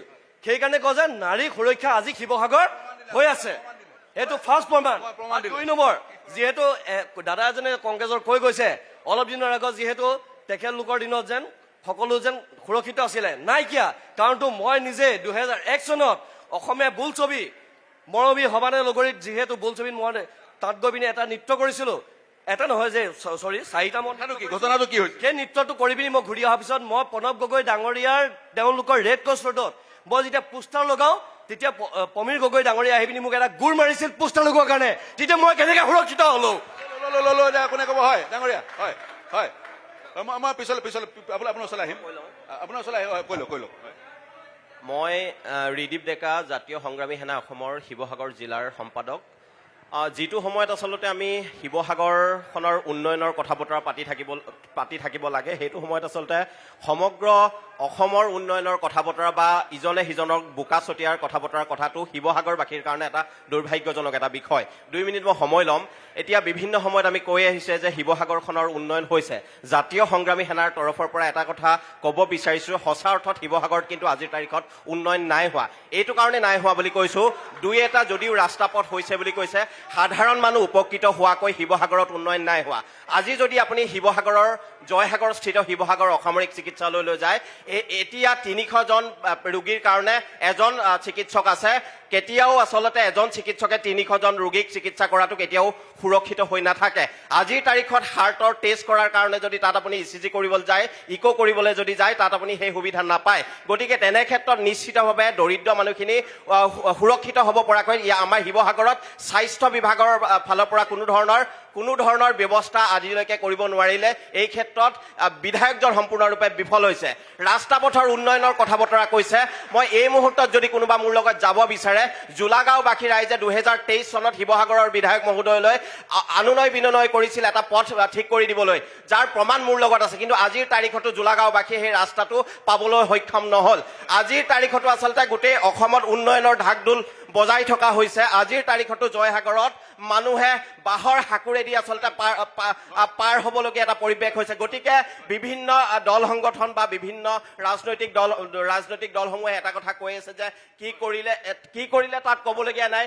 আমি শিৱসাগৰীয়ান হিচাপে এটা বিচাৰো অনাগত 5টা বৰ্ষত যিয়ে শিৱসাগৰৰ দায়িত্ব ল'ব সঁচা অৰ্থত শিৱসাগৰখনৰ কাৰণে কি কৰিব এয়া আমাক লিখিত প্ৰতিশ্ৰুতি লাগে আৰু যিজন বিধায়কে বা যিজন জনপ্ৰতিনিধিয়ে শিৱসাগৰৰ এই দায়িত্বসমূহ পালন কৰিব পাৰিব তেনেকুৱা এজন প্ৰতিগৰাকী শিৱসাগৰীয়াই ভোট দি আচলতে দায়িত্ব দিবলৈ মন্তব্য সংক্ষেপত ৰাখিব স্বাস্থ্য খণ্ডৰ উন্নয়ন হোৱাটো বাঞ্ছনীয় শিৱসাগৰ ৰাইজ যাতে সৰু এটা চিকিৎসাৰ কাৰণে বাহিৰলৈ যাব নালাগে তেনে এক ব্যৱস্থা আমি শিৱসাগৰ মই পিছফালে আহিছোঁ আপোনালোকৰ ওচৰলৈও যাম হয় আপোনাৰ ওচৰলৈ আহিছোঁ পিছফালে যিহেতু তেওঁলোক বহু সময় অপেক্ষা কৰি আছিল তেওঁলোকৰ 2-3জনৰ মন্তব্য ল'ম হয় হয় প্ৰথমতে মই ইয়াত সকলো উপস্থিত সকলোকে শ্ৰদ্ধা জনাইছোঁ অকণ আগলৈ যাওক শ্ৰদ্ধা জনাইছোঁ আৰু স্বাগতম জনাইছোঁ এতিয়া কথাটো হ'ল কি মই নিৰপেক্ষ ব্যক্তি মই কোনো দলত নাই আপোনাক স্পষ্ট কৰিছোঁ মই কোনো দলতে নাই জড়িত নাই এতিয়া কথাটো হ'ল কি শাসক বিৰোধীৰ এই বাকযুদ্ধত সাধাৰণ জনতা অতিষ্ঠ হৈছে আমাক প্ৰকৃত শিৱসাগৰ উন্নয়ন লাগে একদম স্পষ্ট কথা বিধায়ক যোনেই নহওক তো কথাটো হ'ল কি শিৱসাগৰত বহুতো মেধাৱী ছাত্ৰ আছে এখন আমাক আইন মহাবিদ্যালয় লাগে চৰকাৰ যোনেই নাথাকক আইন মহাবিদ্যালয় লাগে হয় এইটো কথা দ্বিতীয়তে মই এটা কথা কওঁ এই শাসনাধিষ্ঠ চৰকাৰখনে কোটি কোটি টকা বিলাইছে মহিলাকক ভাল কথা মই বেয়া বুলি কোৱা নাই মহিলাসকল প্ৰকৃততে উপকৃত হৈছে কিন্তু তাৰ প্ৰাক্ষণত আপুনি চাওক সিদিনা 9,000 টকা দিলে তাৰ আগত 10,000 টকা দিলে গেছৰ দাম কিন্তু তাতকৈ বহুত ভাল আৰু মই এই কথাটো কৈছোঁ প্ৰথমতে মূল্যবৃদ্ধি নিয়ন্ত্ৰণ কৰক মই আগতো নিউজত কৈছোঁ এই কথাটো মূল্যবৃদ্ধি কিন্তু নিয়ন্ত্ৰণ হোৱা নাই প্ৰতিটো বেজী পৰা গুলিলৈকে মূল্যবৃদ্ধি হৈছে মই সাধাৰণ ই ৰিক্সা চালক স্পষ্ট কথা মূল্যবৃদ্ধি ৰোধ কৰিব লাগে আৰু শুনক এটা কথা আপোনাক কওঁ জুবিন দাৰ বিষয়টো সৰ্বত্ৰ চৰ্চা হৈছে সমগ্ৰ অসমত সমগ্ৰ ভাৰতত সমগ্ৰ পৃথিৱীত আৰু শিৱসাগৰ ইয়াৰ ব্যতিক্ৰম নহয় হয় মাননীয় অসমৰ মাননীয় মুখ্যমন্ত্ৰী তথা গৃহ বিভাগত থকা মুখ্যমন্ত্ৰী ডাঙৰীয়াই নিজেই কৈছে যে জুবিন দাৰ পৰিকল্পিত হত্যা তেওঁ সংবাদ মাধ্যমৰ আগত আপোনালোকৰ আগত কৈছে আজি সাধাৰণ মানুহ এজন যদি হোৱাহেঁতেন জুবিন দাক যদি কোনোবাই হত্যা কৰা প্ৰমাণ হ'লহেঁতেন কি নহয় কি কৰিলে জুবিন দাৰ ক্ষেত্ৰত আজিলৈকে কিয় নিয়াই দিব পৰা নাই এইটো মোৰ মুকলি প্ৰশ্ন ডাঙৰীয়া আপোনাৰ পৰা মন্তব্য ল'ব বিচাৰিম আগলৈ আহক কি ক'ব আপুনি পৰিচয়টো আৰু কি মন্তব্য কৰিব কেনে এখন চৰকাৰ কেনে এজন জনপ্ৰতিনিধি বিচাৰে বিগত জনপ্ৰতিনিধিজনে কি কাম কৰিলে নমস্কাৰ মই অখিল আহোম সদৌ টাইমছ ছাত্ৰসন্থা শিৱসাগৰ জিলা সমিতিৰ সভাপতি মই এটা কথা আপোনালোকক জনাব বিচাৰোঁ আজি এই প্ৰেক্ষাপটত শিৱসাগৰবাসীয়ে ৰাইজে এটা কথা বিচাৰে এজন সৎ নিকা ভাৱমতী এজন বিধায়ক বিচাৰে যিজন বিধায়কে আমাৰ উন্নয়ন কৰে কিন্তু এতিয়া বৰ্তমান আমাৰ যিজন বিধায়ক আছে সেইজনে কাম কৰিলে কিন্তু চেষ্টা কৰিছে তেওঁক চৰকাৰৰ সদিচ্ছা থাকিব লাগিব সদিচ্ছা থকাৰ কাৰণে আমাৰ যমুনা বেদখলমুক্ত কৰিবৰ কাৰণে আমি বিভিন্ন সময়ত দাবী জনাইছিলোঁ কিন্তু আজিৰ পৰ্যন্ত কিন্তু যমুনা বেদখলমুক্ত কিন্তু নহ'ল যমুনাত কিন্তু এটা ফাণ্ড তৈয়াৰ কৰিছে তাত খনন কাৰ্য কৰিছে কিন্তু এইটো কিন্তু এতিয়ালৈকে বৰ্তমান চলি আছে তাক আমি দৃষ্টি ৰাখিছোঁ লগতে এতিয়া জনপ্ৰতিনিধিগৰাকী কি শাসক দলৰ হোৱাটো বিচাৰে নেকি আপোনালোকৰ ইয়াত দীৰ্ঘদিন জনপ্ৰতিনিধি বিৰোধীৰ আছিলে বিৰোধীৰ হোৱাৰ কাৰণে উন্নয়ন হোৱা নাই নে কি ক'ব বিচাৰিছে বিৰোধীৰ হোৱা স্বত্তেও অখিল গগৈয়ে পাৰ্যমানে উন্নয়ন কৰিব পাৰিছে স্পষ্ট বাৰ্তা এটা বিচাৰিছোঁ আপোনাৰ পৰা তেখেতে উন্নয়ন কৰিবলৈ চেষ্টা কৰিছে বা চৰকাৰেও সদিচ্ছা প্ৰকাশ কৰিছে কিন্তু আজি অনতিপলমে অনাগত দিনত এজন সৎ ভাৱমতী এজন বিধায়ক বিচাৰোঁ যিজন বিধায়কে শিৱসাগৰ সমস্যাসমূহ সংসদত উত্থাপন কৰি যাতে শিৱসাগৰ সমস্যাসমূহ সমাধান কৰিব পাৰে হয় আপোনাৰ ওচৰলৈ আহিছোঁ যে মই এইফালে যাম এইফালে শেষ কৰি হয় নমস্কাৰ মই পাৰ্থজ্যোতি বৰা সদৌ ছাত্ৰসন্থা আক্ৰাছুৰ কেন্দ্ৰীয় সম্পাদক পোনপ্ৰথমতে ক'ব লাগিব উপৰোক্ত এজন বক্তাই কৈছিলে যে হস্পিটেলৰ মাচুল বৃদ্ধি হৈছে মাচুলৰ নিৰ্ণয়টো MLA নকৰে এখন চৰকাৰে কৰে আৰু উপৰোক্ত বক্তা এজনে কৈছে যে ONC এমপ্লয়ীৰ কথা কৈছে 11,000 আছিলে বৰ্তমান সময়ত 3,000হে মাত্ৰ এমপ্লয়ী আছে এমপ্লয়ীখিনি তেওঁলোকে এৰি দি মুকলি কৰি দিয়ে, চাকৰি মুকলি কৰি দিয়া নাই, বৰঞ্চ এইখিনি কোনে চলাই আছে? এইটো চেণ্ট্ৰেল চৰকাৰে চলাই আছে। আৰু মই আপোনালোকক বেলেগ কথা ক'বলৈ নাযাওঁ, মই যিটো কোচ ৰাজবংশী জনগোষ্ঠীক প্ৰতিনিধিত্ব কৰি ইয়াত আহিছোঁ, আপোনালোকে জানে যে বিগত 34টা বৰ্ষ কোচ ৰাজবংশী জনগোষ্ঠীয়ে জনজাতিকৰণৰ দাবী বিচাৰিছোঁ। 1996 চনত আমি জনজাতিকৰণৰ মৰ্যাদা পাইছিলোঁ, কিন্তু এই বিজেপি চৰকাৰ দিনতে আমাক 6 মাহৰ বাবে পোৱাৰ পিছত আমাক কৰ্তন কৰা হৈছিলে। আৰু সেই সময়ত AGP যিখন শাসনত আছিলে তেওঁলোকে কোচ ৰাজবংশীৰ বিৰুদ্ধে তেওঁলোকে পত্ৰ প্ৰেৰণ কৰিছিলে। বৰ্তমান সময়ত শিৱসাগৰত প্ৰায় 40,000ৰো অধিক কোচ ৰাজবংশী লোক বৰ্তমান আমি শিৱসাগৰ সমষ্টিটোত আছোঁ। একচেটিয়া ভোট পৰিব নেকি 40,000? নিশ্চয়কৈ বাৰম্বাৰ প্ৰতাৰণা 2016 চনৰ হিৰ ফুলাই গ'লে কোচ ৰাজবংশী জনজাতিকৰণ কৰা হ'ব। আমি আশ্বাসত লৈ বিশ্বাস কৰিলোঁ, তেওঁলোকৰ শাসনত গাদী দিলোঁ। তাৰপিছত তেওঁলোকে কি কৰিলে? 21 আহিলে, এতিয়া 26ত পুনৰ পৰা কোচ ৰাজবংশী জনগোষ্ঠীয়ে বালালিপম নাখায়। আপোনালোকক আমি কৈছোঁ যে সদৌ কোচ ৰাজবংশী ছাত্ৰ সন্থাই আমি BTR যিখন ইলেকশ্যন হৈছিলে তাত আমি কিন্তু এটা জলক এটা দেখাই দিছোঁ, ডেমো আমি দেখাই দিছোঁ যে শিৱসাগৰত তাত তেনেকৈ হ'ব। প্ৰাৰ্থীৰ লগত কোনো ধৰণৰ আমাৰ আক্ষেপ নাই, কিন্তু যিটো দল, এই দলটোৱে যে ঐতিহাসিক কোচ ৰাজবংশী জনগোষ্ঠীটোক যে বাৰম্বাৰ প্ৰতাৰণা কৰি আহিছে, কোচ ৰাজবংশী আদি কৰি 5 জনগোষ্ঠীয়ে প্ৰতাৰণা কৰি আহিছে। যোৱাবাৰ সিংঘালক দিলে, এইবাৰ গুপ্তাক দিছে। খিলঞ্জীয়া মানুহৰ অস্তিত্ব থাকিব নালাগে, ভূমিৰ অধিকাৰ নাই, ৰাজনৈতিক অধিকাৰ নাই। কোচ ৰাজবংশীকে আদি কৰি 5 জনগোষ্ঠী জনজাতিকৰণ কৰিলে অসমখন সুৰক্ষিত হ'ব। আমি বাৰম্বাৰ কৰি আহিছোঁ, সেইটোকে নকৰি তেওঁলোকে বাং বিং কৰি কথা কৈ আছে। আৰু আপোনাক মই এটা কথা কৈছোঁ স্পষ্টভাৱে, ব্ৰাহ্মণ্যবাদৰ যিটো কৰাল কাষত এবাৰ আমাৰ ক্ষুদ্ৰ বৃহৎ জাতি জনগোষ্ঠীখিনি শেষ হৈ যাব, নিশেষ হৈ যাব। আৰু এটা কথা ক'ম, হিমন্ত বিশ্ব শৰ্মাই এখন ধেনুৱেদি দুপাত হৰ মাৰিছে, 2জন মানুহ এবাৰ থকা সৰকা হ'ব। মই ল'লো, মই এইফালে আহিম, এতিয়া শাসক দলৰ পক্ষলৈ আহিম। বাইদেউ আপুনি যমুনা নদীৰ এটা প্ৰসংগ উল্লেখ কৰিছিল, যমুনাৰ প্ৰসংগ এটা আপুনি ক'ব বিচাৰিছিলে, সেই উত্তৰটো লৈ যমুনাৰ প্ৰসংগ সেইফালে এবাৰ উল্লেখ কৰিছিল কাৰণে আপোনাৰ ওচৰলৈ আহিলোঁ। তাৰপিছত কোচ ৰাজবংশী ছাত্ৰ সন্থাৰ প্ৰতিনিধিগৰাকীয়ে কোৱা মন্তব্যৰ প্ৰতিক্ৰিয়া লওঁ। যমুনাৰ কি সমস্যা, কিয় কি ক'ব বিচাৰিছে? যমুনাৰ সমস্যাটো এনেকুৱা, যমুনাৰ সমস্যাটো ৰাইজে শিৱসাগৰ দেখিছে। মই 12 নম্বৰ ৱাৰ্ডৰ, মোৰ ৱাৰ্ডতে গোটেই যমুনাখন পৰে। যেতিয়া এই আগৰ ইলেকশ্যনটো হৈছিলে, 21 চনত হৈছিলে নহয়, সেই ইলেকশ্যনৰ সময়ত আমাৰ ৰাইজৰ দলৰ অখিল গগৈদেৱে লিখিছিলে ইস্তাহাৰত যে মোৰ প্ৰথম কাম হ'ব শিৱসাগৰ যমুনাখন চাফা কৰা। যেতিয়া তেওঁ ইলেকশ্যনত জিকি আহিলে, মোৰ পিছফালে যমুনাখনৰ চুকত এদিন থিয় হৈ 5টা নে 6টা মানুহ লগাই এটা চুক চাফা কৰিলে। তাৰপাছত আজিলৈকে যমুনাখন চাফা নহ'লে। তেওঁ কাৰ্যকাল উকলি গ'ল, যমুনাখন কিন্তু চাফা নহ'লে। মই নিজে চাই আছিলোঁ, তেওঁ যেতিয়া সেই মানুহ লগাই যমুনাখন চাফা কৰা আছিলে, অকণমান চাফা কৰিলে, আধা ঘণ্টামান তেওঁ থিয় হৈ তাত লেকচাৰ এটাও দিলে। ৰাখিলে, কিন্তু যিহেতু যমুনাখন চফা কৰাটো গোটেই শিৱসাগৰবাসীৰ দায়িত্ব, অনুৰোধ জনাম আপোনালোকক। হয় হয়, নাই নাই নাই, মন্তব্য ৰাখিব। হয় নাই, মই সকলোৰে ওচৰলৈ যাবলৈ প্ৰয়াস কৰিম। মই বাৰম্বাৰ অনুৰোধ জনাইছোঁ, যি মন্তব্য ৰাখিব হাতটো দাঙিব আপোনালোকে। মই হাতটো দাঙাৰ পিছতে মন্তব্য। হয়, মই আপোনাৰ ওচৰলৈ যাম। হয়, 5 বছৰত কমচে কম যমুনাখনৰ এটা অংশ চাফা হ'ব লাগিছিলে। যমুনাখনৰ বহুত পুখুৰী পাৰৰ চাৰিওফালে যমুনাখন, তাৰ অকল এটা চুক আধা ঘণ্টা সময়ত 5জনমান মানুহ লগাই চাফা কৰিলে, তাৰপাছত আজিলৈকে নহ'লে। নহ'ল। হয়, আপুনি কি ক'ব বিচাৰিব? হয় হয়, আপুনি কওক। হয় হয়, শিৱসাগৰৰ যুৱ প্ৰজন্ম হিচাপে আচলতে খুব লাজ পাইছোঁ যে জুবিন দাক বাৰে বাৰে লেতেৰা ৰাজনীতিৰ মাজলৈ টানি অনা হৈছে। আমি বিচাৰিছোঁ যে কংগ্ৰেছে হওক, বিজেপিয়ে হওক, ৰাইজৰ দলেই হওক, যি দলেই নহওক, জুবিন দাৰ ন্যায়ৰ স্বাৰ্থত সকলোৱে একগোট হৈ জুবিন দাক অতি শীঘ্ৰে ন্যায় প্ৰদান কৰিবলৈ দাবী জনাওক। আমি বিচাৰিছোঁ যে জুবিন ক্ষেত্ৰ অতি শীঘ্ৰে উন্নয়ন হওক, তাত সকলোৱে সহযোগ কৰিব লাগিব। তাত সকলোৱে সহযোগ হ'লেহে আচলতে আমাৰ জুবিন দাৰ আত্মাই শান্তি লাভ কৰিব। আৰু দ্বিতীয়তে আমি শিৱসাগৰৰ উন্নয়নৰ কথা যদি ক'বলৈ যাওঁ, শিৱসাগৰত কোটি কোটি টকাৰ প্ৰকল্প অহা কথা আমি শুনিছোঁ আৰু বহুখিনি প্ৰকল্পৰ কাম আগবাঢ়ি যোৱা আমি দেখিছোঁ। কিন্তু ইয়াৰ পাছতো, সেই উন্নয়নমূলক কামসমূহ হোৱাৰ পিছতো আজি শিৱসাগৰ দীৰ্ঘদিন ধৰি শিৱসাগৰ বহুকেইটা ৰাস্তা ঘাট আজি ভগ্নপ্ৰায় অৱস্থাত আছে। শিৱসাগৰ বহুকেইখন স্কুলত পৰ্যাপ্ত পৰিমাণৰ শিক্ষক নাই। শিৱসাগৰৰ জয়সাগৰ অসামৰিক চিকিৎসালয়ত চিকিৎসকৰ অভাৱ আছে। তাৰ চিকিৎসা ব্যৱস্থা উন্নত কৰিবলৈ বহুখিনি কাম আছে। আমি বিচাৰিম যে শিৱসাগৰ উন্নয়নক লৈ ৰাজনীতি হওক, কোন ব্যক্তিয়ে ইতিহাসত কি কৰিছিলে সেই ক্ষেত্ৰত যাতে ৰাজনীতি নহওক, কাৰণ দাগ সকলোৰে গাতে আছে। আমি বিচাৰোঁ শিৱসাগৰত এখন ভাল চিকিৎসা মহাবিদ্যালয় হওক, যাত আমাৰ ল'ৰা ছোৱালীয়ে পঢ়িব পাৰে। আমি বিচাৰোঁ শিৱসাগৰত এখন আইন মহাবিদ্যালয় হওক, আমি বিচাৰোঁ শিৱসাগৰত এখন চৰকাৰী ITI হওক, আমি বিচাৰোঁ শিৱসাগৰত ভাল ইণ্ডাষ্ট্ৰী হওক, যাতে আমাৰ ল'ৰা ছোৱালীবোৰে কেৰেলাত গৈ চাকৰি কৰিব লগা নহওক, আমাৰ ল'ৰা ছোৱালীবোৰে বেংগলোৰত গৈ চাকৰি কৰিবলগীয়া নহওক। সেয়েহে মই বিচাৰিছোঁ এইবাৰ শিৱসাগৰীয়া ৰাইজে উন্নয়নৰ স্বাৰ্থত ভোটদান কৰিব। প্ৰাৰ্থী যোনেই নহওক, দল যিয়েই নহওক, যিয়ে উন্নয়নৰ কাম কৰিব তাকে ভোট দিবলৈ আহ্বান জনাইছোঁ। ধন্যবাদ। উন্নয়নৰ প্ৰতিশ্ৰুতি দুইটা পাৰ্টিয়ে দিছে, এতিয়া কোনটো প্ৰতিশ্ৰুতি গ্ৰহণ কৰিব? ৰাইজৰ দলৰ পৰা মই স্পষ্ট বাৰ্তা ল'ব বিচাৰিম। কোনে ক'ব ৰাইজৰ দলৰ হৈ? হয়, আপুনি ক'ব নে? হয়, আচলতে উন্নয়নৰ কথা আপোনাৰ পৰা ওলাই আছে।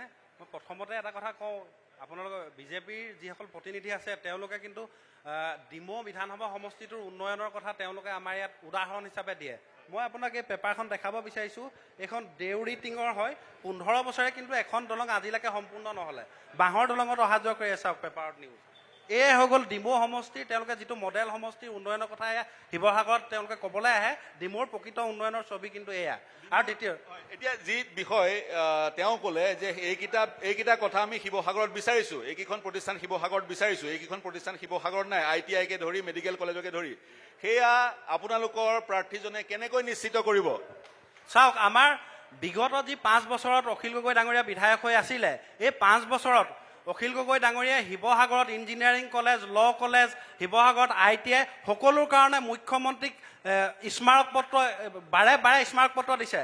আৰু শিৱসাগৰত এটা এয়াৰপৰ্ট লাগে, তাৰ কাৰণেও স্মাৰক পত্ৰ দিছে। কিন্তু আপুনি জানে যে এখন যেতিয়া চৰকাৰ থাকে, যেতিয়া বিৰোধী বিধায়ক থাকে, তেখেতে বহুত চেষ্টা কৰি বহুত কাম আনিছে, কিন্তু পৰ্যায়ক্ৰমে বাকী কামসমূহ আনিব। আপুনি দেখিছে বাইদেউগৰাকীয়ে অলপ আগতে ক'লে যে যমুনাখন চাফা কৰাৰ কথা তেখেতে কৈছে। যমুনাখন চাফা কৰাত হয়, তেওঁ যিটো কথা ক'লে, আচলতে অখিল গগৈ ডাঙৰীয়া 21 চনত বিধায়ক হৈ প্ৰথম যেতিয়া আহিছিলে, তেতিয়া আহিয়ে তেখেতে পকেটৰ পইচাৰে প্ৰথমতে যমুনাখনত তেওঁ যোনটো অংশৰ কথা কৈছে, কোনাহে চাফা কৰিলে, পকেটৰ পইচাৰে কৰিছে, কোনো বিধায়ক ফাণ্ডৰ নহয়। আৰু আপোনাক জনাই দিওঁ, তেখেত শিৱসাগৰ মিউনিচিপালিটি বৰ্ডৰ এজন মেম্বাৰ হয়, কিন্তু তেখেতলোকে আকৌ যমুনাখন চাফা কৰিছিলে কোনো স্কিম নোহোৱাকৈ। 3 মাহমান জাবৰখিনি ছাইডত তুলি পেলাই যমুনাখন অলপ চাফা কৰি তেনেকৈ থৈ দিলে। তেওঁ আচলতে সেইটো কেলৈ কৰিলে সেইটো আনচাৰ তেখেতে দিব লাগে। আৰু যি কি নহওক, 5 বছৰত অখিল গগৈ ডাঙৰীয়া যমুনাখন চাফা কৰিবৰ কাৰণে 10 কোটি টকা আনিলে। আপুনি জেলৰ বেক চাইডটো যদি চাই, বৰ্তমান সময়ত সম্পূৰ্ণ চাফা হৈছে, পৰিষ্কাৰ হ'ব লাগে, সেয়া কথা। এইফালে ডিমৌ।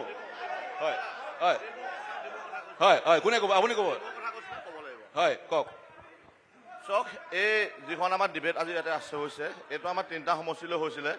বহুত সময়ত বহি আছিলোঁ, কিন্তু দেখা পাইছিলোঁ যে ডিমৌৰ কথা উপস্থাপন হোৱাই নাছিলে। দাদাই ক'লে ডিমৌ সমষ্টিৰ কথা, সেইকাৰণে জনাব বিচাৰিছোঁ। আজি অখিল গগৈ ডাঙৰীয়াই মেডিকেল কলেজৰ কাৰণে এপ্লিকেশ্যন দিছে। তেওঁ এপ্লিকেশ্যনৰ ওপৰত এপ্লিকেশ্যন দিয়ে থাকিব লাগিব, কিন্তু সুশান্ত বৰগোহাঁই 5 বছৰত মেডিকেল কলেজ ডিমৌত বনালে। অখিল গগৈ ডাঙৰীয়াই এপ্লিকেশ্যনৰ ওপৰত এপ্লিকেশ্যন দিয়ে থাকিব লাগিব, তাতে আমাৰ পলিটেকনিক বনিলে।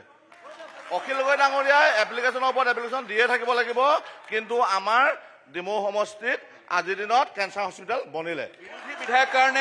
বিৰোধীৰ বিধায়ক কাৰণে উদ্দেশ্য প্ৰণোদিতভাৱে আপোনালোকে নিদিয়ে। সেইটো তেওঁৰ নিজৰ ব্যক্তিগত শক্তিৰ কথা হ'ব যে তেওঁ কেনেধৰণে চৰকাৰৰ পৰা আনিব পাৰিছে। এই অখিল গগৈ ডাঙৰীয়াই কি কৰে, যেতিয়া তেওঁ উন্নয়নৰ কথাখিনি বিধানসভাত উপস্থাপন কৰিব লাগে নিজৰ সমষ্টিৰ কথা, তেতিয়া তেওঁ গৈ ঢিঙৰ কথা উপস্থাপন কৰে। আজি সুশান্ত বৰগোহাঁই ডাঙৰীয়াই যেতিয়া সমষ্টিৰ উন্নয়নৰ কথা আলোচনা কৰে, তাৰ পৰা তেওঁ বিধানসভাৰ পৰা আজি 12খনকৈ দলং তেওঁ আজৰি আনিলে, 328 কিলোমিটাৰ তেওঁ ৰাস্তা কৰিলে, আজি মেডিকেল কলেজ কৰিলে, কেঞ্চাৰ হস্পিটেল কৰিলে, 3খনকৈ এখন CBSE হস্পিটেল, CBSE আপোনাৰ কি কৰিলে, স্কুল কৰিলে। এটা কথা হ'ল কি, এজন বক্তাই কৈছিলে যে আজি শিৱসাগৰ সমষ্টিত মেডিকেল মানে হস্পিটেলখনত ডাক্তৰ নাই, 300 জনত এজন ডক্তৰ। কিন্তু আজি সুশান্ত বৰগোহাঁই ডাঙৰীয়াই যিখন আদৰ্শ হস্পিটেল বনালে, এছিয়াৰ ভিতৰত প্ৰথম প্ৰসূতি জন্ম দিয়াৰ ক্ষেত্ৰত। এনেধৰণৰ উন্নয়নৰ নমুনা সুশান্ত বৰগোহাঁই ডাঙৰীয়াই কৰিছে ডিমৌ সমষ্টিত। প্ৰতিক্ৰিয়া কোনে দিব? পিছফালে কিছু লোকে, মই তেওঁলোকৰ ওচৰলৈ যাব নোৱাৰাৰ কাৰণে ক্ষোভিত হৈছিলে। পিছফালে কোনোবাই ক'ব নেকি? পিছফালে কোনোবাই মন্তব্য কৰিব বিচাৰিব নেকি? এইফালে মন্তব্য আপুনি কৰিলে, আপুনি এবাৰ কৰিলে, আপুনি এবাৰ কৰিলে, সংক্ষেপত মন্তব্য ৰাখিব। হয়, সেইফালে যাওঁ, এতিয়া মন্তব্য কৰিব, আগলৈ আহক। হয় হয়, আপোনালোকে টক শ্ব'টো পাতিছে উন্নয়নৰ কাৰণে, যে সমষ্টিটোৰ উন্নয়ন হৈছে নে নাই হোৱা, নিবনুৱা সংস্থাপন হৈছে নে নাই হোৱা, এইবিলাকৰ ওপৰত আমি চৰ্চা কৰিব লাগে, হয়নে নহয়? কওক আপুনি। মেইন কথাটো হৈছে এই যে মহিলাসকলক মই পোনচাতে এটা কথাই ক'ম, মহিলাসকলক যে 9,000 10,000 টকাকৈ যদি দিয়া হৈছে, কিমান হাজাৰ কোটি টকা বিলাই দিয়া হ'ল। যদি তাৰ পৰিৱৰ্তে সেই 1,000 কোটি টকা দি সৰু সৰু যদি সমষ্টিবিলাকত এটা উদ্যোগ গঢ়িলেহেঁতেন, তাত আমাৰ হাজাৰ হাজাৰ ল'ৰাই সংস্থাপন পালেহেঁতেন আৰু নিবনুৱা সমস্যা বৃদ্ধি নহ'লহেঁতেন। ইমানেই মোৰ ক'বলগীয়া।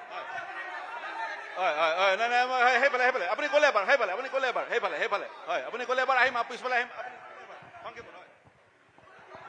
প্ৰথমতে মই নিউজ 18 অসমলৈ শুভেচ্ছা ৰাখক, মন্তব্যটো ৰাখক। মই মন্তব্য এইটোৱে ৰাখিছোঁ, শিৱসাগৰ জিলা এখন ঐতিহ্যপূৰ্ণ সমষ্টি হয়, ইয়াত আহোমৰ ৰাজধানী হয়।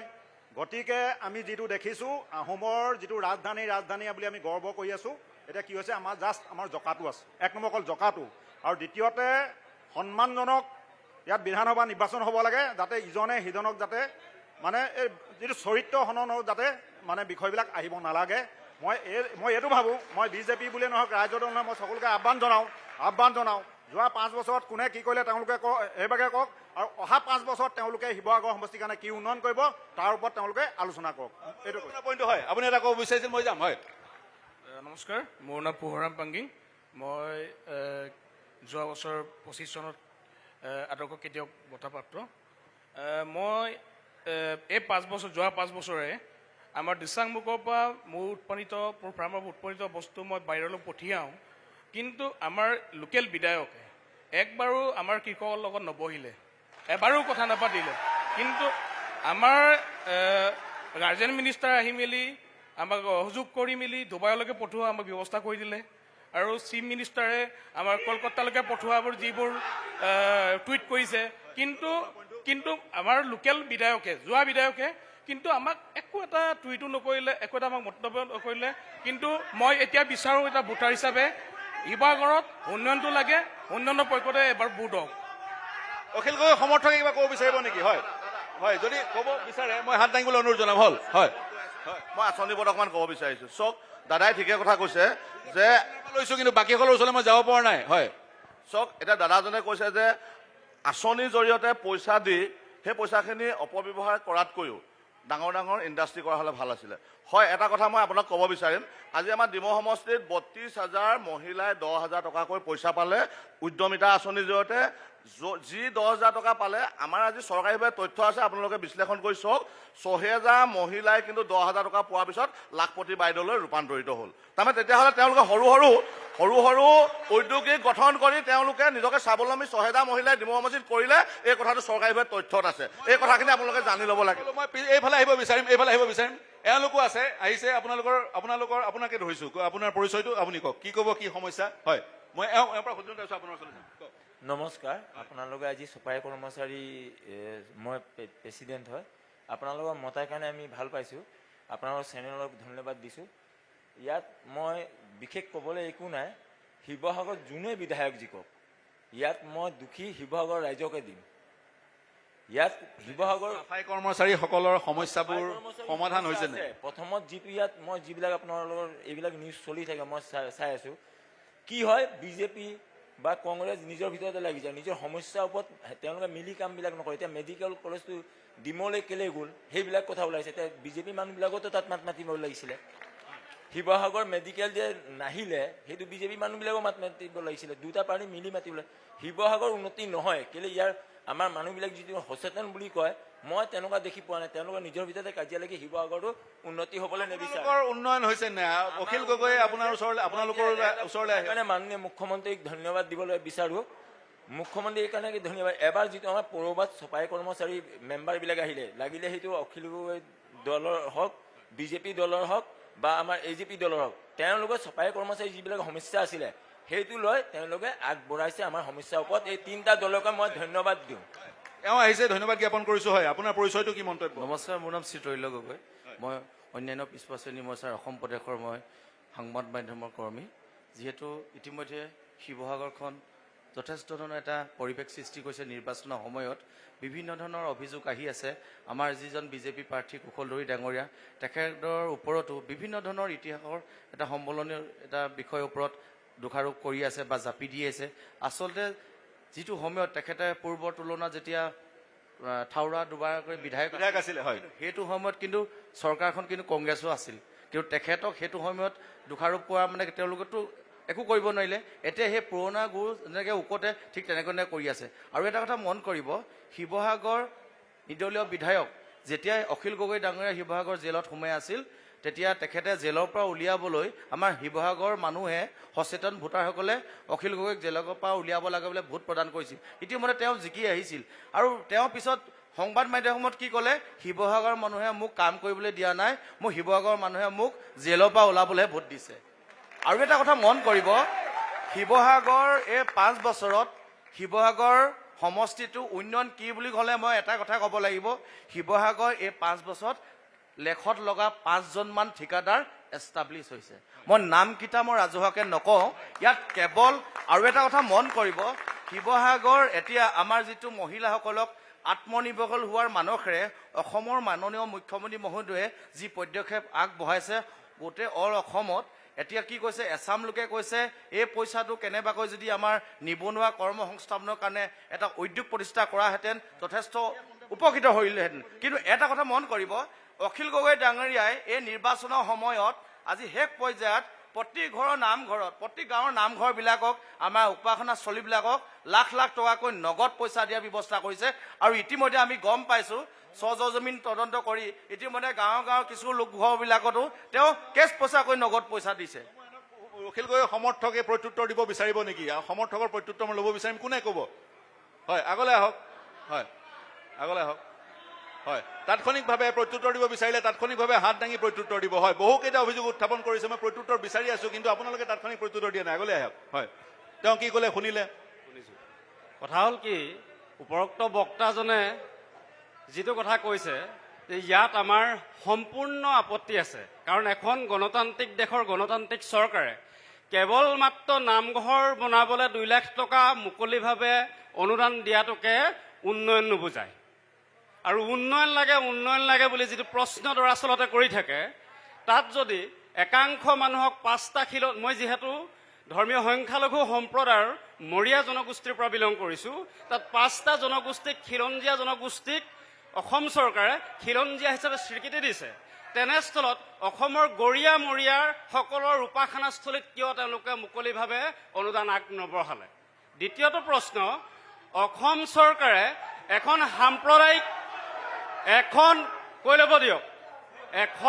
সাম্প্ৰদায়িক ফেচিষ্ট যি চৰকাৰ চলাই আছে, তেওঁলোকে অসমৰ 5টা জনগোষ্ঠীৰ যি আৰ্থসামাজিক জৰীপ কৰাৰ কথা ঘোষণা কৰিছিল, জৰীপৰ নামত কিয় অসমৰ খিলঞ্জীয়া 5টা জনগোষ্ঠীক ললিপপ চুপোৱা আৰম্ভ কৰিলে? তৃতীয়তে, অসমত আমাৰ শিৱসাগৰ জিলাত আমি উন্নয়ন বিচাৰোঁ, শিৱসাগৰৰ ৰাইজে উন্নয়ন বিচাৰে, কিন্তু ভাৰতীয় জনতা পাৰ্টীৰ দলৰ সমৰ্থিত অগপ দলৰ প্ৰাৰ্থীজনক তেওঁলোকে উপযুক্ত নহয় বুলি প্ৰমাণ কৰিব খুজি আৰু এজন ব্যক্তিক প্ৰখ্যাপিত কৰিলে নে তেখেতৰ অস্তিত্ব নোহোৱা কৰিলে? ইয়াৰ উত্তৰ লাগে। হয়, চৰি, আপুনি ক'ব। হয়, সকলোৰে হৈ আপুনি যিহেতু ক'ব বিচাৰিছে, মই আপোনাৰ ওচৰলৈ আহিছোঁ, কিন্তু মোৰ প্ৰয়াস আছিলে সকলোৰে ওচৰলৈ যাবলৈ। যিহেতু সকলোৰে হৈ আপুনি কৈছে, আপোনাৰ ওচৰলৈ আহিলোঁ। ইছলাম ধৰ্মী লোকসকলৰ উপাসনাস্থলীত যি সাহায্য দিব লাগিছিল দিয়া নাই, সেই অভিযোগ। তেখেতে শিৱসাগৰ সমষ্টিৰ কথা কৈছে চাগে, আৰু শিৱসাগৰ অসমৰ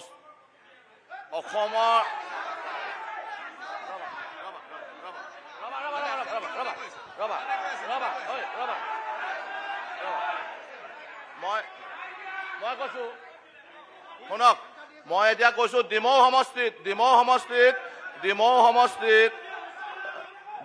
সমষ্টিত আপুনি ক'তো নাই দিয়া কৈছে, মই তথ্য সহকাৰে দিব বিচাৰিছো। আপুনি ক'তো নাই দিয়া বুলি কৈছে, মই তথ্য সহকাৰে দিব বিচাৰিছো। অসমৰ 5টা খিলঞ্জীয়া জনগোষ্ঠীৰ অসমৰ 126টা সমষ্টিৰ ভিতৰত মুছলমানসকলৰ কোনজন প্ৰাৰ্থীক তেওঁলোকে প্ৰাৰ্থিত্ব প্ৰদান কৰিলে, নে আমাক খিলঞ্জীয়া হিচাপে অৱমাননা কৰি অসমত স্বৈৰাচাৰী একনায়কত্ববাদৰ শাসন চলাইছে? চাওক, এইটো হৈছে আমি কৈছো নহয় যে আমাৰ বিজেপি দলটোত ইয়াতে কাৰ্যকৰ্তাৰ নিৰ্দেশনা মতে আমাৰ প্ৰাৰ্থিত্ব দিয়া হয়, প্ৰথম কথা। আৰু দ্বিতীয় কথা হ'ল স্থলীৰ কথাটো ক'ব বিচাৰিছো। আপুনি কৈছে যে অসমৰ ক'তো দিয়া নাই, মই ডিমৌ সমষ্টিত তেনেকুৱা 10টা মছজিদৰ কথা কৈ দিছো। আপুনি যাওক, আজি আমাৰ বকতাৰ যিটো মছজিদ, বকতা মছজিদটোত যাওক, আপুনি নিতাইপুখুৰী মছজিদত যাওক, আপুনি আজি থাউৰা দলৰ মছজিদত যাওক, আজি আপুনি ভাতগাজৰ মছজিদত যাওক, আমাৰ প্ৰত্যেকটো মছজিদত আৰ্থিক অনুদান বিধায়ক মহোদয়ৰ পুঁজিৰ পৰা দিয়া গৈছে। আপুনি দিয়া যিটো কথা কৈছে অসমতে বিজেপিয়ে কৰা নাই, শিৱসাগৰত বিজেপি বিধায়ক নাই, আমি নাজানো, কিন্তু আজানপীৰ দৰগাহত এখন চৰকাৰে পইচা দিছে, পাণবেচাত যিখন খণ্ডৰপীৰ দৰগাহ আছে এইখন চৰকাৰে পইচা দিছে। আজানপীৰ দৰগাহ এই শিৱসাগৰ কেইটা মছজিদে পইচা দিছে যাওক। ধৰ্ম নিৰপেক্ষৰ নামত কংগ্ৰেছ চৰকাৰৰ দিনত কেৱল তুষ্টিকৰণৰ ৰাজনীতি কৰিলে। অসমৰ সত্ৰৰ নামঘৰৰ মাটি মিয়াৰ হাতেৰে বেদখল কৰিলে। অসমৰ প্ৰতিটো নামঘৰত বেদখল চলিলে। সত্ৰৰ মাটি, সত্ৰৰ কীৰ্তন ঘৰ পৰ্যন্ত বাংলাদেশে দখল কৰিলে। আজি এখন চৰকাৰৰ দিনত সত্ৰৰ মাটি আছে। অসমৰ সত্ৰৰ সত্ৰাধিকাৰক সত্ৰৰ ভিতৰত সোমাই কাটি টুকুৰা টুকুৰ কৰি বস্তাত ভৰালে। তেতিয়া কিন্তু ধৰ্ম নিৰপেক্ষতাৰ কথা কোৱা সেই ভদ্ৰ ব্যক্তিসকলে কিন্তু মুখাবিন্দি ঘৰ পৰি থাকিলে।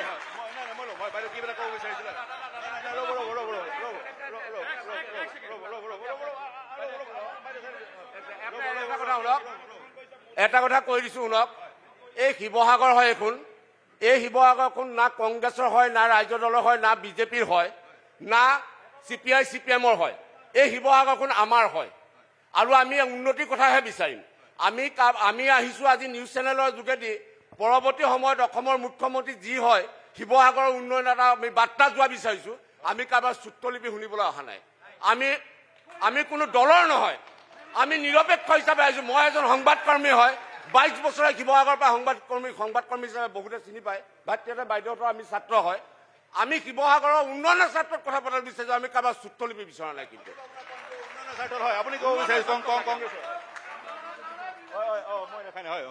এতিয়া যি ইতিমধ্যে ক'লে বিজেপিৰ নেতাগৰাকীয়ে অসমৰ যি খিলঞ্জীয়া মুছলমান, সেই খিলঞ্জীয়া মুছলমানক বিজেপি চৰকাৰে কেনেধৰণে অপমান কৰিছে মই তাক আপোনালোকক জনাব বিচাৰিছোঁ। তেখেতে কৈছে কিছু কথা, আপোনালোকে চাওক। অসমৰ মুখ্যমন্ত্ৰী ডাঙৰীয়াই কৈছিল যে গৰিয়া মৰিয়া চৈয়দ জুলুহাক আমি মৰ্যাদা প্ৰদান কৰিম আৰু তেখেতসকল অসমীয়া খিলঞ্জীয়া মানুহ। কিন্তু প্ৰথম আঘাতটো কিন্তু মুখ্যমন্ত্ৰী ডাঙৰীয়াই দিলে যে বাঘ হাজৰিকাক যেতিয়া কাল্পনিক চৰিত্ৰ বুলি ক'লে। আপোনালোকে জানে লাচিতৰ লগত সেই বাঘ হাজৰিকা ইছমাইল ছিদ্দিকে আহি আপোনাৰ এই ইতিহাস আপোনালোকে বিকৃত নকৰিব। ক'বলৈ দিয়ক, আপোনালোকে কথা ক'বলৈ দিয়ক। আপুনি তেনেকে নাহিব আৰু ক'বলৈ দিয়ক। তাৰ পাছত আপুনি আজানপীৰ চাহেবক তেখেতে অপমান কৰিলে। যিখন শংকৰ আজানৰ দেশ বুলি কোৱা হ'ল, তাত আজানপীৰ চাহেবক তেখেতসকলে অপমান কৰিলে। সেইখন শংকৰ আজানৰ দেশ নহয় বুলি তেখেতে মুকলিকে ক'লে। তাতোতকৈ ডাঙৰ কথা, সিদিনা আমাৰ অসমীয়াৰ গৌৰৱ, স্বাভিমানৰ গৌৰৱ ফখৰুদ্দিন আলী আহমদ, প্ৰথমগৰাকী অসমীয়া ৰাষ্ট্ৰপতি, গোলাঘাটত যাৰ জন্ম, তেখেতৰ নামত থকা বৰপেটা মেডিকেল কলেজৰ নাম আঁতৰাই দিলে। তাৰ পৰিৱৰ্তে কিন্তু আমি গোৱালপাৰাতো দেখিছো এজন বিশিষ্ট ব্যক্তিৰ নাম আছে, আমি তেখেতৰ নাম আঁতৰাব লাগে বুলি কোৱা নাই গোৱালপাৰা ব্যক্তিগত। কিন্তু কিয় এজন খিলঞ্জীয়া অসমীয়া স্বাভিমানী এজন ৰাষ্ট্ৰপতিলৈকে পৰ্যায়ৰ ব্যক্তিৰ নাম ফখৰুদ্দিন আলী আহমদৰ নাম আঁতৰাই দিলে? এই কথা বিজেপিয়ে আমাক উত্তৰ দিব লাগে। খিলঞ্জীয়া মুছলমানক কিয় ইমান অপমান কৰা হৈছে, বিজেপিয়ে তাৰ উত্তৰ দিব লাগিব। কি ক'ব? মই আমাৰ সন্মানীয় সকলো সতীৰ্থক আহ্বান জনাইছোঁ যে আপোনালোকে যিখিনি কথা কৈছে সাম্প্ৰদায়িকতাৰ কথা, আপোনালোকে অকণমান এবাৰ ভাবি চাওকচোন, অকণমান হৃদয়ংগম কৰকচোন যে ভাৰতবৰ্ষৰ ৰাষ্ট্ৰপতি পদত আব্দুল কালাম আজাদক কোনজন প্ৰধানমন্ত্ৰীয়ে সিংহাসনত বহুৱালে? আপোনালোকে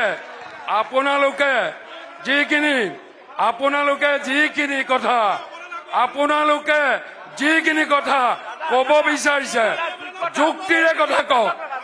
আপোনালোকে যুক্তিৰে কথা কওক। যুক্তি নোহোৱা কথাত আপোনালোকে গাৰ জোৰে কথা ক'ব নাযাব। আপোনালোকে যুক্তিৰে কথা কওক, গাৰ জোৰে কথা ক'ব নাযাব। এইখন শিৱসাগৰ, এই দলমুখ চাৰিআলিটোলৈ আপোনালোকে লক্ষ্য কৰক। এইটো শিৱদৌল, এইটো গীৰ্জা, এইটো মছজিদ। শিৱসাগৰত কোনো হিন্দু মুছলমানৰ প্ৰভেদ নাই। আৰু এইটো টকছৰ জৰিয়তে এটা কথা কৈছো, শিৱসাগৰত আমি সকলো ভাতৃত্ববোধেৰে জীয়াই আছো। শিৱসাগৰত কেতিয়াও হিন্দু মুছলমানৰ ৰাজনীতি হোৱা নাই আৰু আমি হ'বলৈ নিদিওঁ। আমি একেলগে থাকিম। নামঘৰ যেনেকে উন্নয়ন হৈছে, মছজিদৰ উন্নয়ন হ'ব লাগিব, পীঠস্থান সকলোৰে উন্নয়ন হ'ব লাগিব, প্ৰতিজন খিলঞ্জীয়া মুছলমানৰ উন্নয়ন হ'ব লাগিব, প্ৰতিজন হিন্দুৰ উন্নয়ন হ'ব লাগিব। ইয়াত অন্তত উন্নয়নৰ কথা পাতক। শিৱসাগৰৰ পৰা অন্তত হিন্দু মুছলমানৰ বাৰ্তা যাতে কোনেও নিদিয়ে, তাৰ প্ৰতি মোৰ বিনম্ৰ অনুৰোধ। চাওক হয়, কি ক'ব? মই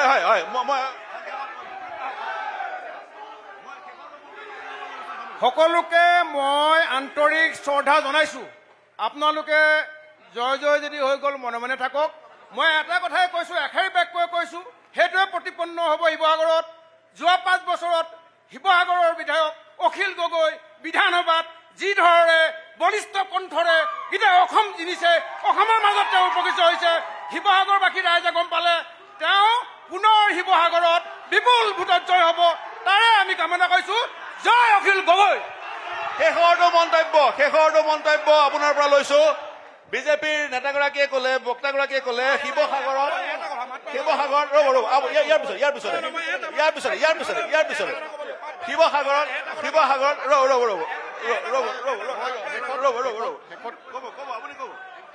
শেষত সকলোকে শুভেচ্ছা জনাইছোঁ। বিজেপিৰ ৰাইজতো সকলোকে শুভেচ্ছা জনাইছোঁ।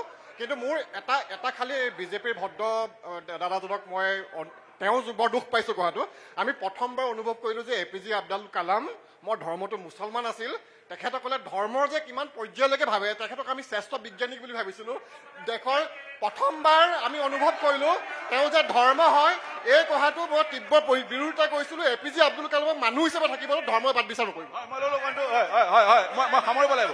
এটা কথা ক'ব দিয়ক, আমাৰ দাদাই কৈছে যে শিৱসাগৰৰ পৰা যিটো কথা ক'লে তেখেতে ধৰ্মীয় কোনো হিন্দু মুছলমান, মই তেখেতক এটা প্ৰশ্ন সুধিব বিচাৰিছোঁ।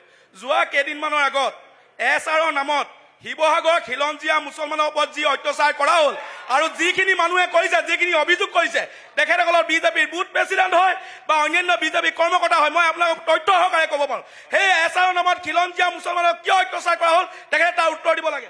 এতিয়া শুনক, এই ভাইটিয়ে যে ক'লে SRৰ নামৰ অত্যাচাৰ কৰা হ'ল বুলি যে ক'লে, আজি ভোটৰ ফাইনেল তালিকা ওলাই গ'লতো, কেইজন ব্যক্তিৰ নাম কাটিলে,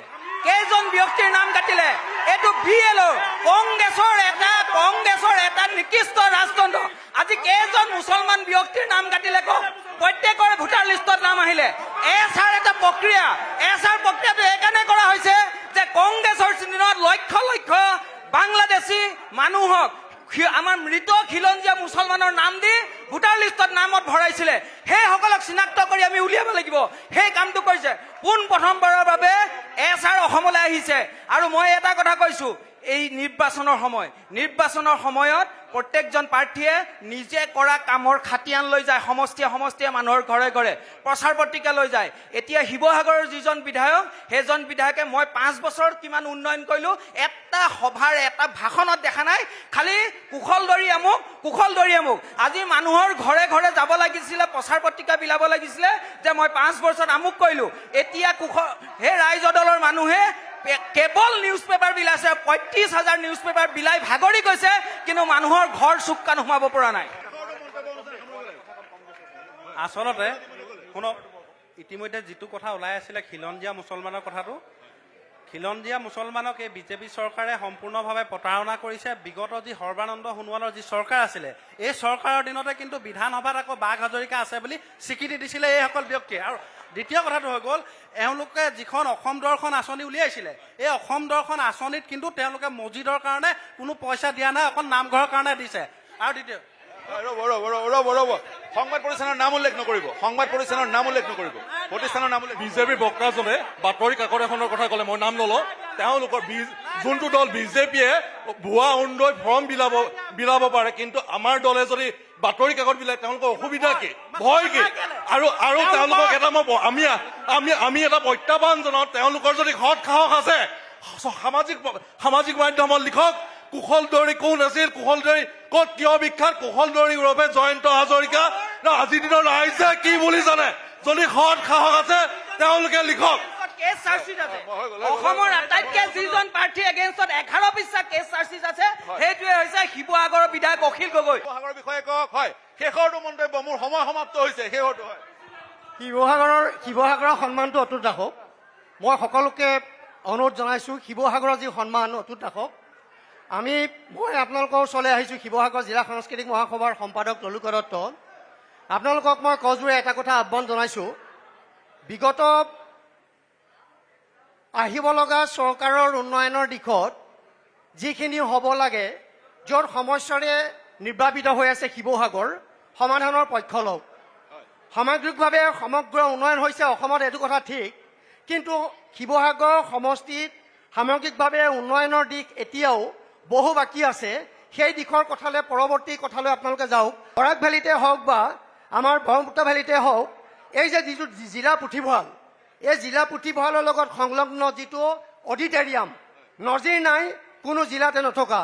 কিন্তু শিৱসাগৰত তদানীন্তন হিতেশ্বৰ শইকীয়া মুখ্যমন্ত্ৰীৰ দিনতেই সেই যিটো পুথিভঁৰাল এতিয়া খোদিত হৈ আছে, তাত কোটি টকা খৰচ কৰি যিটো অডিটৰিয়াম আধৰুৱা হৈ আছে, সেই আধৰুৱা অডিটৰিয়ামটো আজি তাৰিখত হৈ নুঠিল। মই আহ্বান জনাম, অহা চৰকাৰৰ দিনত আজি শুদ্ধ চিতে আমাৰ জনগণৰ মঞ্চৰ দ্বাৰা আচলতে হ'ব লাগে। তাৰোপৰি ধৰক সেইটো অডিটৰিয়ামটো সম্পূৰ্ণ হ'ব লাগে, তেতিয়া আমি বহু ফালৰ পৰা আমি সুবিধা পাম। তাৰোপৰি আপোনালোকৰ আমাৰ এটা পক্ষ আছে, আমাৰ এটা ডিমাণ্ড আছে যে শিৱসাগৰত এখন বিশ্ববিদ্যালয়, সাংস্কৃতিক বিশ্ববিদ্যালয় হ'ব লাগে, য'ত আমাৰ প্ৰতিভাৱান ছাত্ৰ ছাত্ৰীয়ে একাডেমিক ছাইডৰ বাদে বাকী এই কাৰিকুলামৰ ছাইডৰ পৰা বহু বৃত্তা হৈ আছে। গতিকে এখন কামনা কৰিছোঁ। আৰু এটা কথা মই আপোনালোকক কওঁ, ইয়াত আপোনালোকৰ ধৰক কি হয়, কৃত্ৰিম যিটো বানপানী হয়, আপোনালোকে মন কৰিব, যদি আমাৰ দৰিকাখন যদি আমাৰ বেদখলমুক্ত নহয়, তেতিয়াহ'লে কিন্তু কৃত্ৰিম বানপানীয়ে আমাক সদায় শিৱসাগৰক এটা বৰপুখুৰীৰ দৰে ৰাখিব। আৰু এটা কথা মই উল্লেখ কৰিলোঁ, এই যে আপোনালোকে বাইপাছ দেখিছে, এই বাইপাছ এতিয়া ইয়াৰ পৰা বহু ওপৰত, কিন্তু ইয়াৰ পৰা আপোনালোকে এটা কথা মন কৰক, এই যে জেঙনিকটীয়া চাৰিআলি, এই মই বাকীবিলাকৰ কথা নকওঁ, জেঙনিকটীয়া চাৰিআলিত এতিয়া এজাক যদি বৰষুণ, দুঘণ্টা যদি বৰষুণ দিয়ে, তেতিয়াহ'লে কিন্তু ওলাই যাব নোৱাৰা অৱস্থা। পুৰণা যিটো ড্ৰেইন, সেই ড্ৰেইনটো কিন্তু ইতিমধ্যে বন্ধ হৈ গৈছে। এতিয়াও মই শিৱসাগৰবাসীক আহ্বান জনাম, বাইপাছৰ কাম এতিয়াও চলি আছে। দৰিকা পাৰত আমাৰ নদীৰ যি কালভাৰ্ট, দখলমুক্ত যদি নহয়, তেতিয়াহ'লে কিন্তু আমাৰ 2 ঘণ্টা বৰষুণ যদি খুব সৰ্বস্থানতে হয়, তেতিয়াহ'লে কিন্তু এইটো ধৰণৰ হ'ব। মই আহ্বান জনাম যে পৰৱৰ্তী যি চৰকাৰ হ'ব, ইয়াৰ পৰা যিজন আপোনালোকৰ জনমত প্ৰকাশেৰে বিধায়ক হ'ব, যাতে উন্নয়নৰ দিশত সৰ্বকালৰ সৰ্বশ্ৰেষ্ঠ হিচাপে আহ্বান জনাই তাক মই আহ্বান জনাইছোঁ। কামকেইটা আমি সকলোৱে বিচাৰোঁ হ'ব লাগে, অনুষ্ঠান সামৰিব লাগিব। আপোনালোক আহিছে, সংক্ষেপত এটা মন্তব্য কৰিব। মই কৈছোঁ, মই ইমানবোৰ কথা আজি হুলস্থুল কৰি গ'ল, মই সেইবিলাক ক'ব নাযাওঁ বাৰু।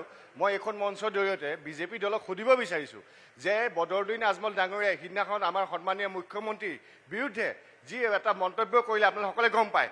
যদি তেওঁলোকে ধৰ্মীয় ৰাজনীতি নাই কৰা, তেতিয়াহ'লে এতিয়ালৈকে বদৰুদ্দিন আজমল ডাঙৰীয়াক কিয় এৰেষ্ট কৰা নাই? আপুনি কি ক'ব? জাতি মাটি ভেটিৰ কথা কৈ পেলাই আমাৰ বিজেপি চৰকাৰখন যে আহিছিলে, আমি সেইটো সময়ত আমিও ভোট দিছিলোঁ। আৰু মোৰ ঘৰতে মই বহুত ত্যাগ কৰিছিলোঁ, জনাসকলে জানে, এই উচ্ছৃংখল যুৱকসকলে নাজানে মোৰ ইয়াৰ বিজেপিৰ দলত কথা। কিন্তু এতিয়া 13জন বঙালী, 5জন বহিৰাগত অনা অসমীয়া, 8জন চাহ জনগোষ্ঠীৰ, 6জন মাত্ৰ আহোম, সোণোৱাল, কেছাৰী আৰু দেউৰী শূন্য। এইখন চৰকাৰক কি আপোনালোকে খিলন দিয়াৰ চৰকাৰ বুলি ক'ব? 6জন আহোমক প্ৰাৰ্থিত্ব দিয়াৰ বিষয়টো মানে উল্লেখ কৰিছে। হয় হয় হয়। সংবিধানৰ কথা কম, আপোনালোকে কৈছো আমি যিখিনি আজি আমাৰ অসমীয়া মানুহে, অসমীয়া মহিলাই যিখিনি টকা পাই আছে, সেইখিনি আমাৰ টকা, টেক্স পেয়াৰৰ টকা। হয় হয় হয়, মই অনুষ্ঠান সামৰিব লাগিব। সংবিধানৰ এটা কথা কৈছো, এতিয়া ৰাতিৰ ভিতৰতে যিখিনিয়ে ৱাশ্বিং মেচিনত চফা হৈ আহিছে, সেইখিনিক মাননীয় মুখ্যমন্ত্ৰী মহোদয়ে ভৱিষ্যতৰ দিনত কেবিনেট মিনিষ্টাৰ দি ল'ব আৰু তেওঁলোকে পাছ কৰি ল'ব। আৰু মূল্য বৃদ্ধি যেতিয়া কোটি টকাৰ ঋণ ল'ব, সেই ঋণ আমাৰ মূৰত মাৰি দিব, তেতিয়া কিন্তু আমি মূল্য বৃদ্ধিত আমি কোঙা হৈ যাম। সেই কথা আমাৰ প্ৰত্যেকগৰাকী অনুষ্ঠান সামৰিব লাগিব। হয় হয়, অনুষ্ঠান সামৰিব লাগিব। নাই মই হয়, মই অনুষ্ঠান সামৰিব লাগিব। কি ক'ব অনুষ্ঠান কৰিব লাগিব? চাওক, মই এটা কথা কৈছোঁ যে আজি ইয়াতে সংবিধানৰ কথা ক'লে সেইটো ভাল লাগিলে। যিসকলে সংবিধানৰ কথা কৈছে, সংবিধানৰ কথা কোৱাসকলে কিন্তু কুশল দুৱৰীক তেওঁলোকে অসাংবিধানিকভাৱে কথা কৈ আছে। কথা হ'ল, চাওক, আজি মই কুশল দুৱৰী ডাঙৰীয়াক 1 চনৰ পৰা চিনি পাওঁ, 2বাৰ ডিমৌ সমষ্টিত বিধায়ক আছিলে। সেই বিধায়ক থকাৰ সময়ত তেওঁ কিন্তু কোনো ধৰণৰ তেনেকুৱা ধৰণৰ আমি গোচৰ পোৱা নাছিলোঁ। আৰু দ্বিতীয় কথাটো হ'ল কি, মই এটা কথা ক'ব বিচাৰোঁ যে যদি 2001 চনৰ আগত আছিলে, তেওঁলোকে যদি তেনেকুৱা ধৰণৰ কিবা কাম কৰিছিলে, সেই সময়ত চৰকাৰখন কাৰ আছিলে? আপুনি কি ক'ব? নমস্কাৰ, মোৰ নাম প্ৰীজ থাপা, মই শিৱসাগৰ জিলা গোৰ্খা ছাত্ৰ সন্থাৰ ফালৰ পৰা প্ৰচাৰ সম্পাদক হয়। মই ক'ব বিচাৰোঁ যে আমাৰ যিমানখিনি গোৰ্খাৰ সমস্যাবোৰ আছে, অতি সোনকালে সমাধান কৰিব লাগে।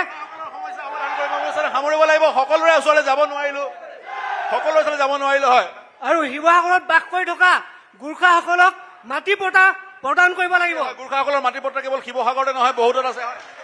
আচলতে এটা কথা ক'ব বিচাৰিছোঁ, সকলোকে কৈছোঁ, শিৱসাগৰৰ এগৰাকী সচেতন হিচাপে বিচাৰিছোঁ, এনেকুৱা টক শ্ব'বিলাকত যাতে এটা সুস্থ সবল এটা পৰিৱেশ সৃষ্টি কৰি পঠাব। কাৰণ শিৱসাগৰ অসমত এটা নাম আছে, য'ত এটা আমি এটা পৰিৱেশ যিটো আমি সৃষ্টি কৰিব নালাগে।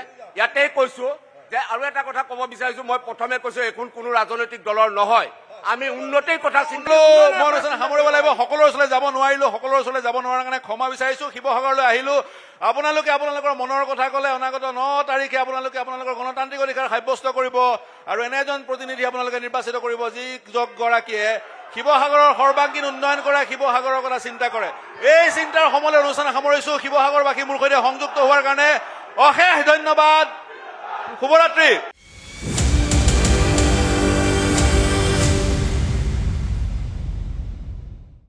Presented by Star Cement, co-powered by Everyday Spice, technology partner Data Mission.